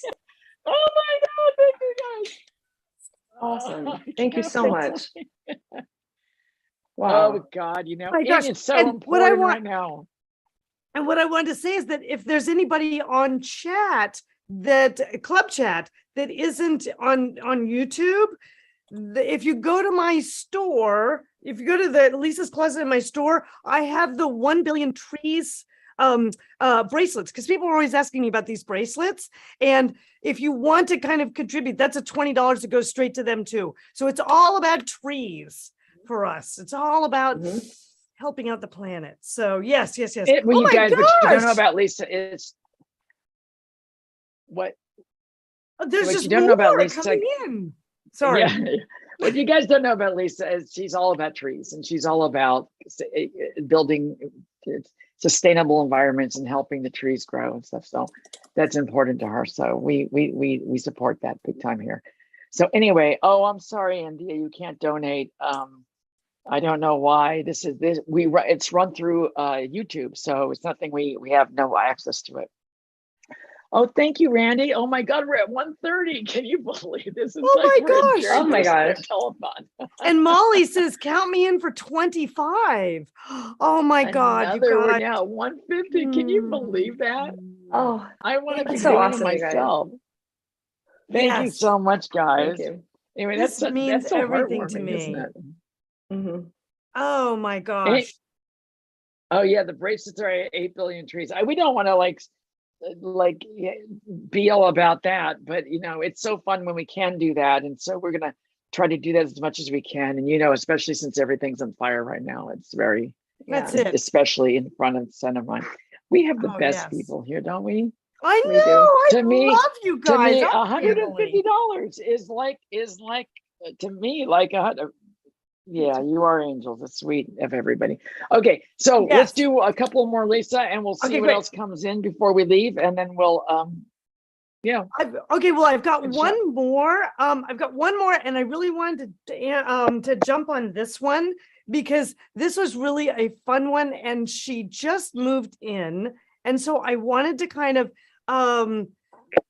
talk a little bit about that for a second. This is Karen, and I'm going to show you a couple of pictures. Oh, I gotta share screen. Let me do that. Wait. Okay, share screen. This one. Okay. All right. Very good. All right. So this is Karen B. And Karen, I believe, has recently or relatively recently joined the club. And she had said that she has just moved into this house and kind of has just sort of placed furniture randomly and was wondering if she could get some help with this. She said she did change up the wall color to a nice style, sort of a Sherwin Williams, nice kind of a neutral. And these. Okay, so this is what happens with so many of you guys, right? Is you've been living in a place maybe for 5, maybe even 10 years or something, and you move into a new home, and all of a sudden the pieces either don't fit right or they don't feel right to the space. And you're kind of wondering, how do you fix that? What is it you do? You know, where do you go with this? And so what I can say on this is that Karen then wrote me a note afterwards, and she said that she would be willing to get rid of a couple of things, which is great. So here's where I want you to kind of think about things. Good job on taking the walls a kind of a nice sort of a neutral color that sort of ties some things in, so it gives you a good background to work with. I don't know if it was before or not. I will say this though, you have this super strong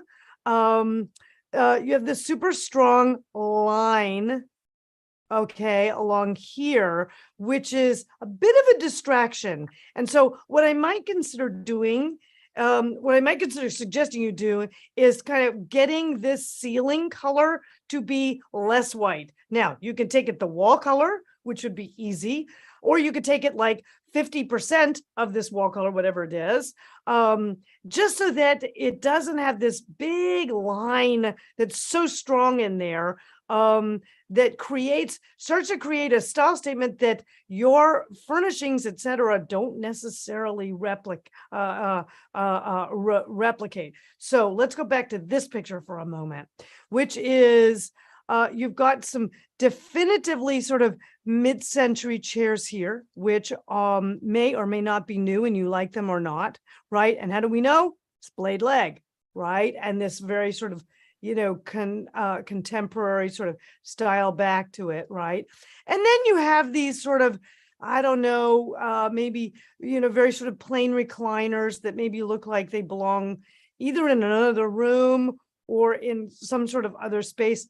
But here's where you need to start. Number one, you need to define your style, just like Patricia does, from the standpoint that you need to understand what it is you want to say with this room. What is your personal style statement? Because I see 3 or 4 different starts at a style, which could have been what you just collected from the other house, which is totally fine. Many of us end up that way. And then we have in a new space and we have to reinterpret. So reinterpret your style statement or redo your style statement quizzes so that you get an understanding of that. Maybe do a little bit of a Pinterest exercise so you see what kind of inspo you keep getting drawn to, and that'll inform you as well. And then the third thing is, just like Patricia, you want to kind of do a little bit of a layout in your space of the pieces that you know you want to keep, because you said some of them were available to go. Let's go to this picture for a second. Oops, sorry. Let me get rid of all this. Oops, sorry. Let me get rid of all of this so that it doesn't look like we're wacky. I don't know, maybe you're keeping the sofa. It looks fairly new. This, this is definitely much more traditional than these chairs are. So not quite sure if those are required. You've also got this picture. Then you've got this leather one, a table that's sort of a little bit kind of contemporary nondescript, which is fine. No problems there. Looks like you're trying not to put your TV over your fireplace, which it wouldn't fit anyway. So that's all good. So you have a focal point that's happening here. Whoops, sorry. So layout is super important. Yes, I'm sorry, Dana. Well, I just think a rug is what it needs. Absolutely, it needs a rug, but the style statement and the layout needs to be determined first, so she knows what size and shape of rug and what type of rug will she be doing. Guys, tell me in the chat. I'll tell you one thing in the chat is we broke, Lisa, we broke $200 on the chat today. Oh my God. Oh, wait. Can you believe it? Oh, yeah, I know it needs. Oh, yay. I love it. Thank you so much, you guys. I am a classic tree hugger. I have to say, I love trees. If I told you more about that, you'd think I was really a fruitcake, but I love trees. So I love that we have a mutual understanding of the need to support the trees. So thank you very much. Yes. Yes, I'm right here in the same state where we have this horrific fire going on right by Yosemite. And if you've ever had the gift, let me just say this. If you've ever had the gift, oh, I might tear up. If you've ever had the gift of standing under a grove of sequoias, you would turn into a tree person. Mm-hmm. That's all I have to say. You're gonna make me cry. Oh my gosh. Oh my God. Sequoias are something that are a sentient living being on this earth that are older than any other living beings. And so they're just amazing trees. And they create such important ecosystems for us. So thank you, you guys. I love that. So before I cry from everybody's amazing philanthropy today, I want to see if anybody got what type of rug Karen needs to get. Let's get back to the important stuff in life. Oh my God, Demetria just says, oh no, Jamie says she just visited Muir Woods. I know, right? Oh, it's so beautiful. It's almost incommunicable, right? When you get in underneath those trees, the American Indians used to call them not the American Indians, excuse me.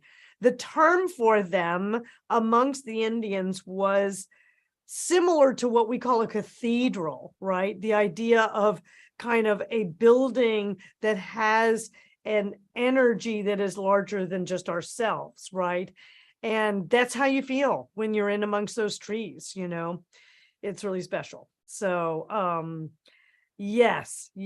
And for everybody who hasn't visited the sequoias, you need to put that way up high on your bucket list, because unfortunately they're going. And the redwoods, Lisa, the redwoods are up there too. The redwoods, redwood sequoias. Yes, they're part of the same family or same genus of tree. Muir Woods, right? Oh, it's beautiful then, right, Ambrose? Yes. Oh, Humboldt redwoods. Oh, Cal. My gosh. So That's up north. I know. yes, yes, Northern Cal. I don't know, do you have them as high up as Seattle, Megan? I don't think we do actually. I could be wrong, but I haven't seen them. But that's Yeah, like I that is think they're actually in top a on my list to very do. small part of the world, actually. Yeah. You know, it's Yeah, a very it's basically kind of San Francisco Bay Area up the coast to about Eureka, just into Oregon, I think. yes, yes. Jonathan says Redwood Forest is incredible too. Yes, yes, yes. Okay. Yes. Oh, and Dimitri's in the Yeah. Poconos right now. Beautiful nature there too. Absolutely. You guys have incredible oaks back there, back east, that are insane. So yes, yes. So We're at yes. $205, Lisa. How much? $205. Oh, I love it. $205. Anonymous. Oh my gosh. Oh, and Joseph's is going to be in Muir Woods in October. I love that. Sea Ranch. Oh, yeah. Ooh, love that up there too. Yes, yes. Oh, Lynn, Yeah, lots of times I try and find my favorite tree when I go out for a walk and go back to the same tree. Oh, I am surrounded by fellow tree huggers. So guys, there's a tree in the redwood forest called the Ladybird Johnson tree. Have you ever seen that one? And there's a grove that surrounds it, and it's one of the most it's one of the most emotional experiences you'll ever have around nature. It's true. So, It's anyway. actually true. Since we're talking My about trees husband- today, how did we? Yeah. My husband actually proposed to me in the Ladybird Johnson National Preserve. That's Wow. he kind of knew. He kind of knew. He kind of knew how to get me. Get me into a forest of important trees, and I'd say yes. Does anybody know that? But does anybody know Lisa's favorite tree? That's kind of like a for some of the Oh, old that's timers hard that might. though, because people, you know, they're all my favorite trees. Oh yeah, Molly's a Christmas tree. That's close because she's done all the that's Christmas cute. videos. That's cute. Yes. Yeah, Bobby Case and Lemon Tree. Yeah, yeah. Yeah, and it goes, I need some tissues, damn it.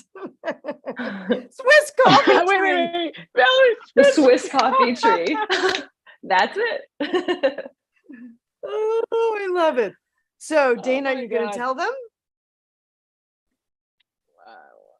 Tell them about what? What my favorite tree is. Oh, I forgot we were even doing that. Well, I don't know if I even know. I'm just thinking what I've heard you mention it to me. I think it's live oak. Yes. Yeah. Well, you know, live oaks are right up there with sequoias and redwoods. I have to say, they're probably neck and neck.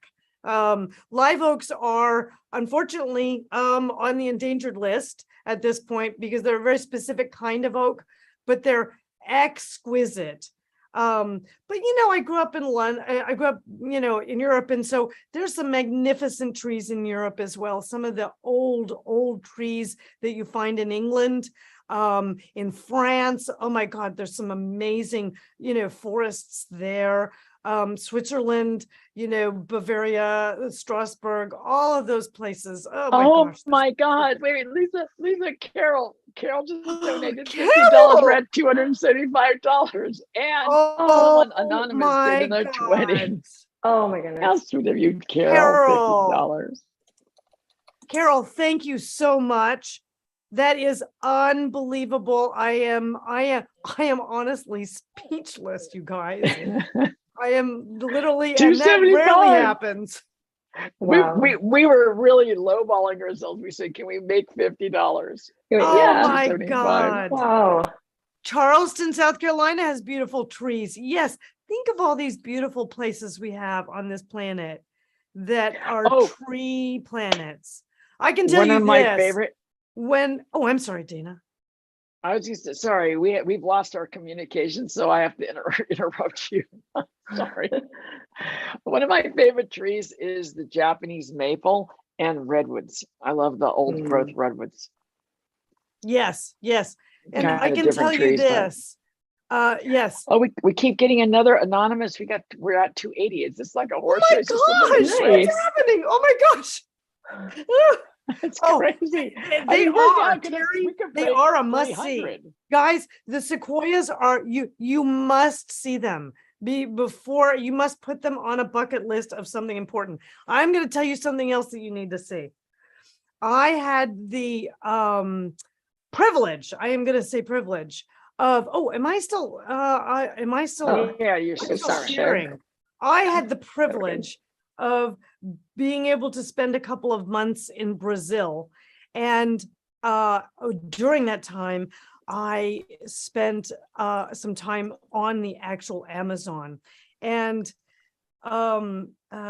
it's not an exaggeration to say that I almost didn't come back, because I can't, that's another experience that you have to have and you have to experience, because the Amazon River, all right, and the entire Amazon basin is such a unique ecosystem on the planet. When you stand on one side of the Amazon River, it's as if you're standing at the ocean's edge, because all you can see looking out going forward is water. It's that wide, okay?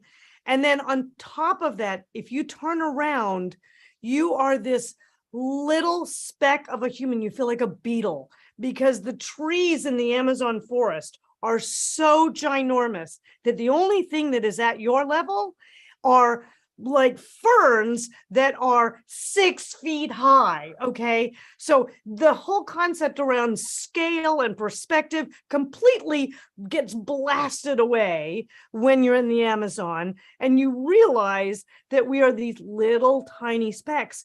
And so I don't know if that was where I really became a person that was a freak for trees or not, but I can tell you this, Amazon, oh yeah. That's amazing. Wow. I can tell you that look at that scale. I know, right? That's right. Those trees are 2,000 to 3,000 years old, guys. Wow. 3,000 years old. It's amazing. It's amazing. So I cannot tell you how humbled and how overwhelmingly grateful I am for everybody's participation with this today. I am literally left speechless, and I'm a little teary-eyed because I had no idea that, we had this. I love this. It's super, super, super humbling. Oh. So anyway, so Megan, why don't you tell us a little bit about the Design Club for people that didn't know about it, and then we'll see if we can get a few more dollars to break that $300 mark. Yes, thank you. Yes, guys. That basically Carol almost got us to. Yes, we are $20 away from that. Yes, guys, let me share my screen. I can walk you through the Design Club for those of you who haven't seen it. I'm emotional too. How am I going to get through this? Okay, guys, well, this is the Design Club. We have plenty of resources here, no matter what type of project you are doing. And what's great about it is all of the content is direct from Lisa herself. And so it is like little, here's a library, for example. One of our most recent books we did is called Designing with Tile. And if you are about to endeavor on a tile project, guys, and you are not a part of the Design Club, absolutely join today, because this book alone is worth addition. Okay, because there is info here that you couldn't possibly know otherwise, but you need to know in order to get your project done correctly. So for example, I think one of the best parts here is where she actually talks about grout. And you may think it isn't important. It's extremely important to get the look that you want. And Lisa gives you tips as to how to do that correctly. And we have plenty more where those ebooks are concerned. We also have a design school where Lisa walks us through different topics and instructional videos. And we also have design quizzes, which are really fun. And Clubhouse, where you can post questions and other members can answer you, give their feedback, and Lisa herself also answers this as well. So yeah, that's just a brief overview. Okay, well, I will say this. I will say that I will say that I'm popping in here. So, guys, we're at $350. I feel like Jerry Lewis on the telethon. Oh my Oh God. my goodness. We're at 350. I can't even believe it. It's so funny. You guys. Anyway, it's amazing, guys. And it's, it's a few dollars out of your pocket, but we really researched this company, and I researched this company, and Lisa said, absolutely, just do it. And so this is the one charity that we really get behind because it just means so much to all of us, I think. And they're doing great work. It's amazing. So yes. Anyway, and now they're doing great work with your help. That's what you can sleep with at night. Thank you very much. I'm speechless.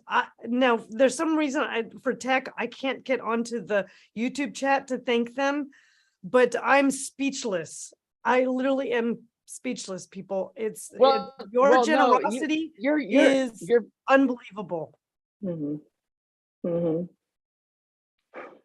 It's amazing, guys. Honestly, we started at like 40, and then 15 minutes passes by and we're at 350. I mean, that's extraordinary. You guys are just so freaking awesome. We love you. Thank you, guys. Oh, now we're at 370. Oh my gosh, we should continue to keep going.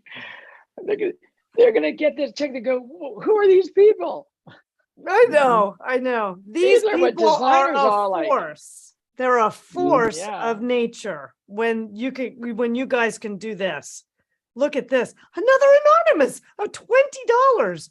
You are a force. This is insane. I love you guys. You have no idea.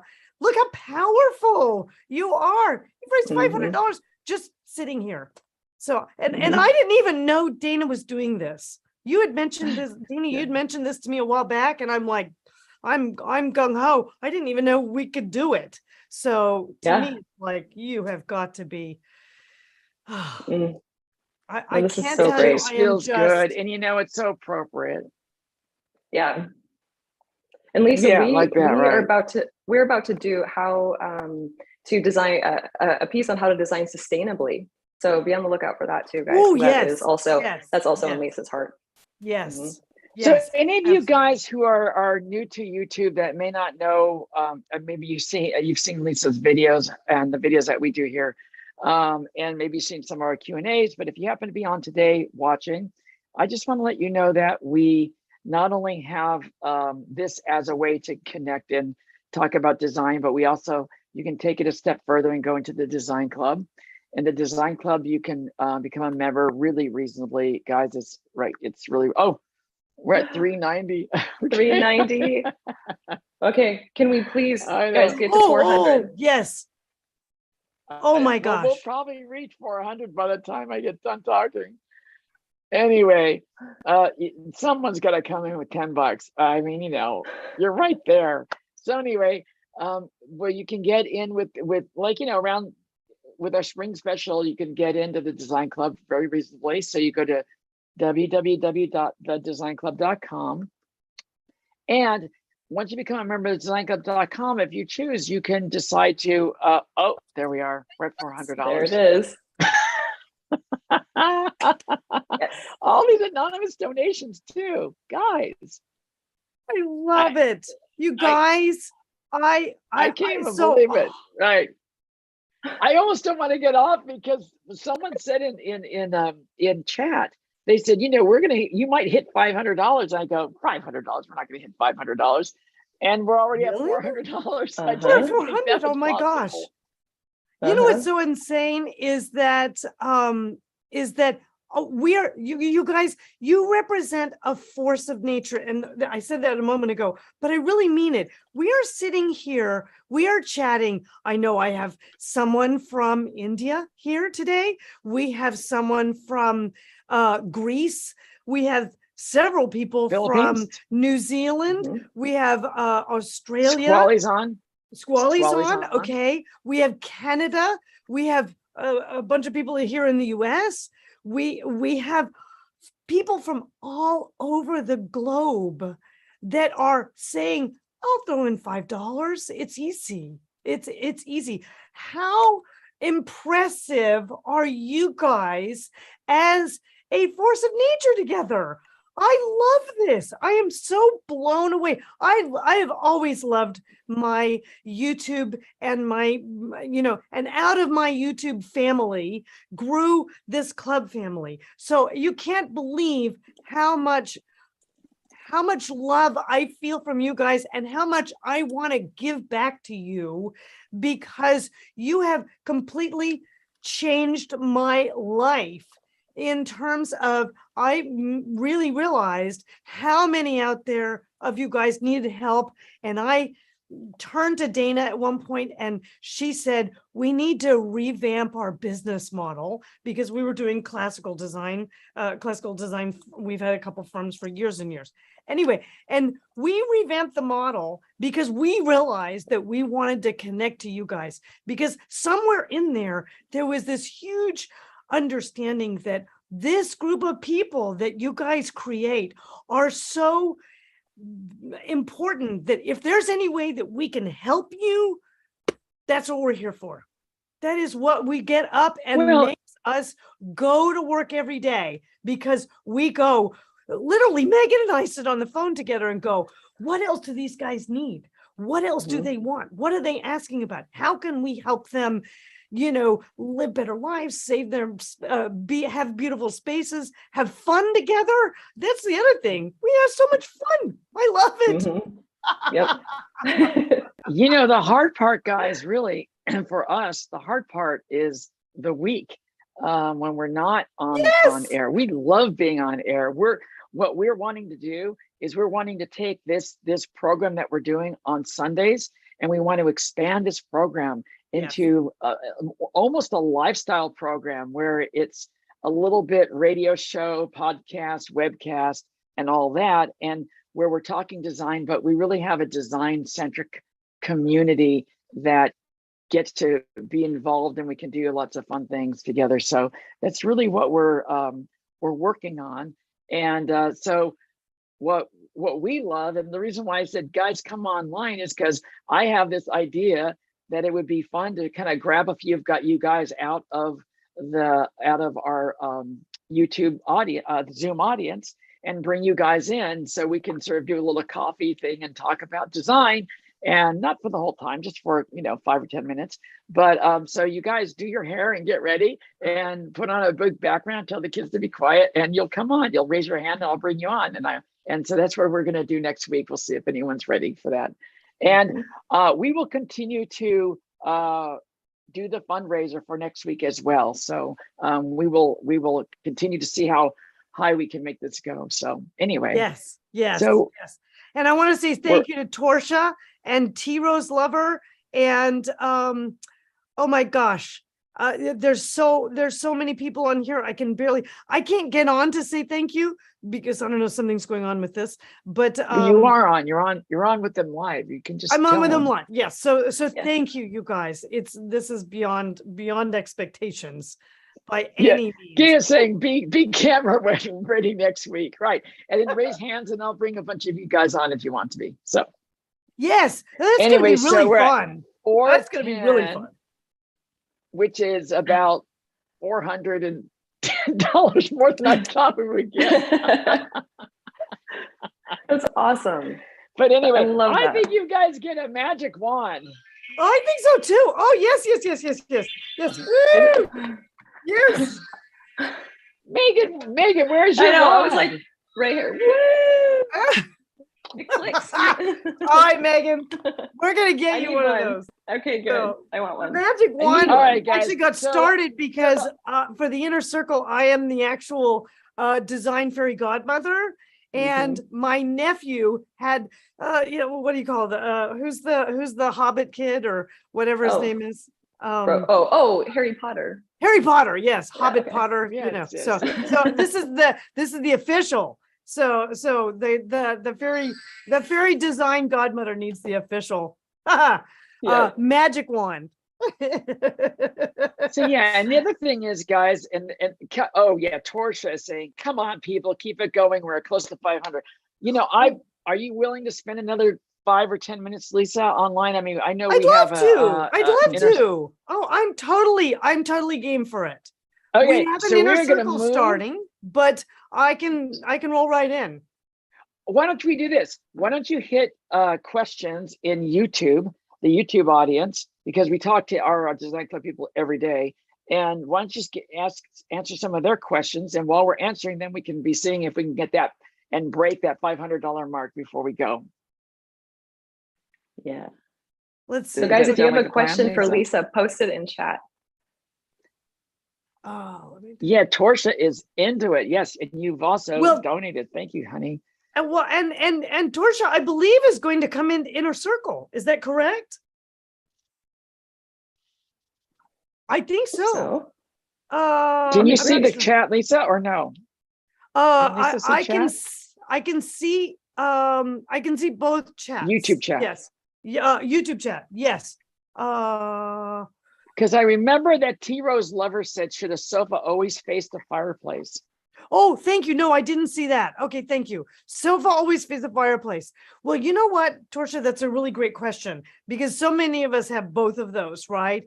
Here's the deal. Not necessarily. Sometimes a sofa can go end on to a fireplace if you have another set of seating arrangements that if you have another pair of chairs or something that reflects a second seating arrangement that can line up along the front of the sofa. So there's lots of ways to kind of take a look at that. One of the things that is a great resource is the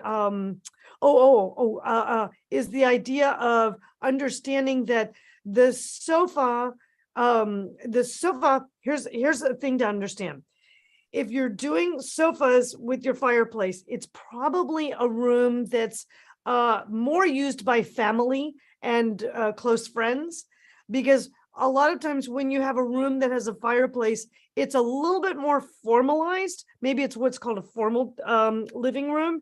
And in that way, you may want to have chairs that are facing the fireplace. And then that's kind of a must at that point. So chairs that do this, or that have the chairs that face each other lined up against the fireplace. So you can kind of do that either way. Okay. Best thing to understand, though, about how to lay your space out is to always lay it out on paper first.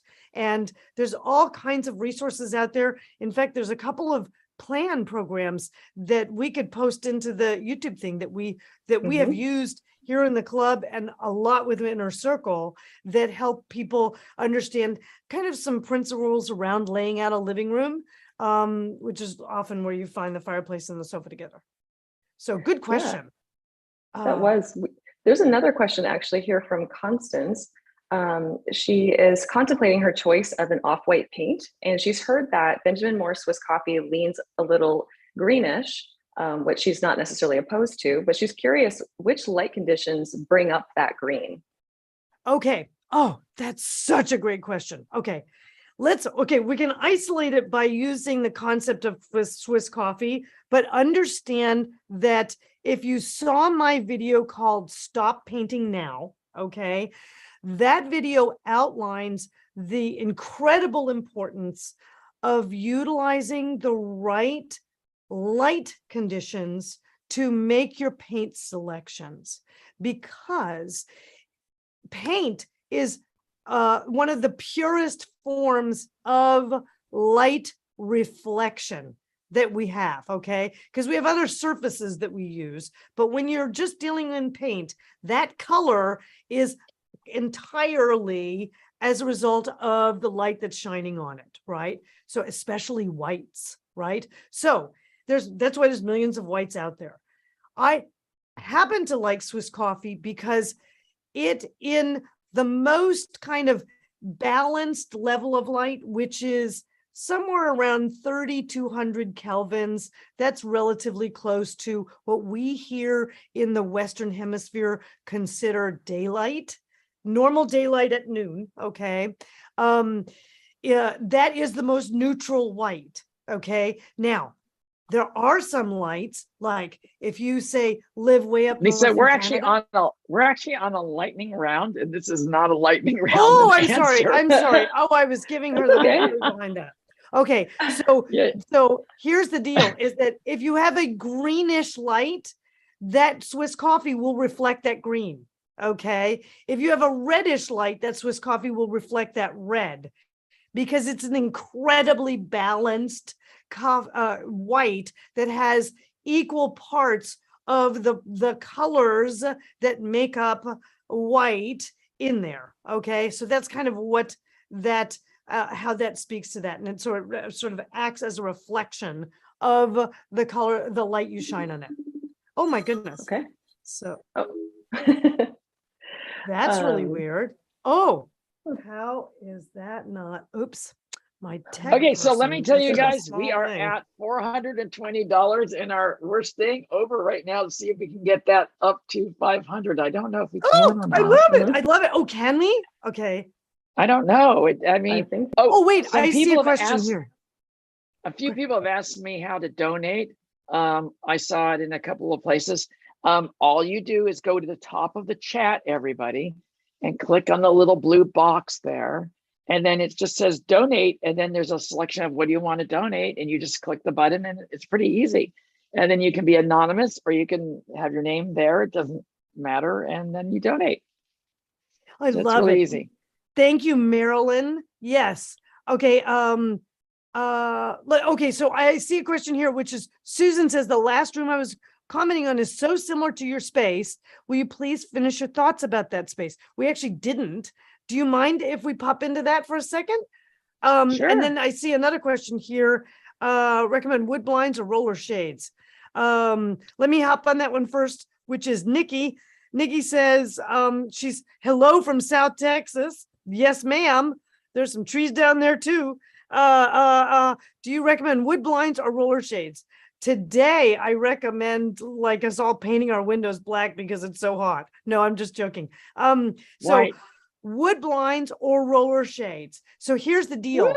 Nikki, if you are anywhere near a part of South Texas where you get a ton of sunshine, I would almost recommend roller shades that are sun blocking. Okay. And so you're going to look for something that says solar roller shades. Okay. Lots of companies out there like Hunter Douglas and places like that can do them. Because you want to have light filtering and you want to have that heat and all of that all of that sunlight that does all that fading, take away some of that heat from you on the windows. So I love them for that. Wood blinds, I don't mind, but if you're in a really hot space, they actually can warp over time unless you get brands that will give you a lifetime guarantee. Okay, so look for that. Look for a good recommendation. I know Hunter Douglas does a good wood composite, which is super stable. It's more stable than an actual plain wood one. So take a look at those three options, Nikki. Do we have time for me to get to this other question about this other room? I do want to update you. Lisa, that we have $440 now. Oh, I love it, you guys. Oh my gosh. We're really gonna we might hit 500. Oh my gosh, that's so fantastic. Someone said that in the chat in our Dezignclub chat on Zoom. They're saying you might hit 500 today. And I went, no, there's no way. And here we are at the I love it. I love it. Oh my gosh. Did we just get another 20? Oh my gosh, you guys, $60. What? Yes. Yes. Oh my goodness. Oh my goodness. Oh my goodness. Oh my gosh. Oh my goodness. I that's love incredible. it. Who did that? 500. Oh my God, we broke the 20. I love it. Georgia says, are 12 folks to give up Starbucks and donate $5? Yeah. Notice I am Starbucks free today. Yes. So I will be donating too. Oh my gosh, this is great. I love it. I love it. It hit the goal. That's incredible. Oh my gosh, that was It fast. wasn't even a Thank goal. you. It was a goal in the fly. Yeah, right? It happened. That's so great. So one more thing is, I want to jump back to this one little space that I almost finished but didn't, because there were a couple questions about it in the in YouTube. So let me grab that for you guys and see if I can share this screen real quick and go to this picture. All right. So here's the deal, which is that I'm not really loving the idea of this sofa being plunked in front of this window, because I'd probably get rid of this element, because all that does is reduce your daylight. Okay. And this is a very pretty, plain, simple window, and it can be treated a lot of different ways. Like Nikki was just talking about, like blinds or roller shades, or if you don't want to do drapery, that kind of thing could be done really easily. But this just blocks light, not view. So I kind of like the idea of kind of getting rid of that. I also like the idea of definitely moving the sofa. Where would I pull it out? I would probably pull it out to this area so that it's not facing like what we just saw in the other person, Patricia, where it was angled to face the fireplace. No, you don't want that. You want to have it like this, because there's actually a TV on this wall right here. So your sofa is going to be best doing that. And then maybe you do a small seating arrangement over here with a couple of these chairs. These chairs are actually quite pretty, and could go kind of in there, and they're lighter scaled. And then maybe you throw one of these recliners in kind of over in this area, right? And then you anchor it all with a great big rug, and you'll want to go to my All About Rugs video to see exactly how you get a custom size, great big rug for a deal, and way under what it would be to do that, because you might need a rug that's like 15 by 20 in here, you know, to really get it to like anchor everything. So that's kind of what you want to have, because this big, you know, chase way through here isn't suiting you and doesn't work on the room. So I would definitely say, check out your options on the layouts. I think we probably posted something in there, and then, you know, be sure and give us a before and after on this, because I want to know what you do with it. That'll be great. All right, great. So guys, okay. So I was going to say, for those of you who don't know, the $500 donated equals 500 trees. It's one tree for every dollar. So because of you, there are now 500. There will be 500 more trees that can thrive and help us thrive as well. So that's awesome, you guys. Thank you very much. Yes, it's awesome, guys. I actually didn't know that it was like one tree, $1, right? Yep, that's right. So now there's 500 more. Oh my God. Thanks to you. And think about how simple $1 is, right? Yeah. $1 equals one tree. And think about how much that tree does for us all, right? Offers shade, you know, gives oxygen. It just is, oh God, I can't even get into it. Okay. Oh God, yes. Thank you. It's great. Look, I mean, thank you guys. I mean, we ran over a half an hour over. Well, we ran over a lot now. Oh my God. I can't believe it. I cannot believe it. I know. You guys are my heroes. My heroes. So okay. Well, let's do this. We need to end today, but let's give Lisa a big round of applause, everybody. Or oh my God, not me. Claps or Yes, you did everything. We just sit here and create cover is basically what we do. At least that's what I do. No, I want to give a clap to everybody who donated. Everybody who donated and who's part of our family. Oh my God, it means everything to me. Oh God, that was huge. Thank you, Dana, for setting that up. Okay. You're welcome. I'm actually lightheaded. I am so impressed. I need to breathe a little bit. I need to go out and sit under a tree. Yeah. Let's put it this way. I have never bought a home that didn't have a major tree in the backyard, because to me, they're so important that I have to be near one all the time. So So I've been blessed. I have major trees near me, which.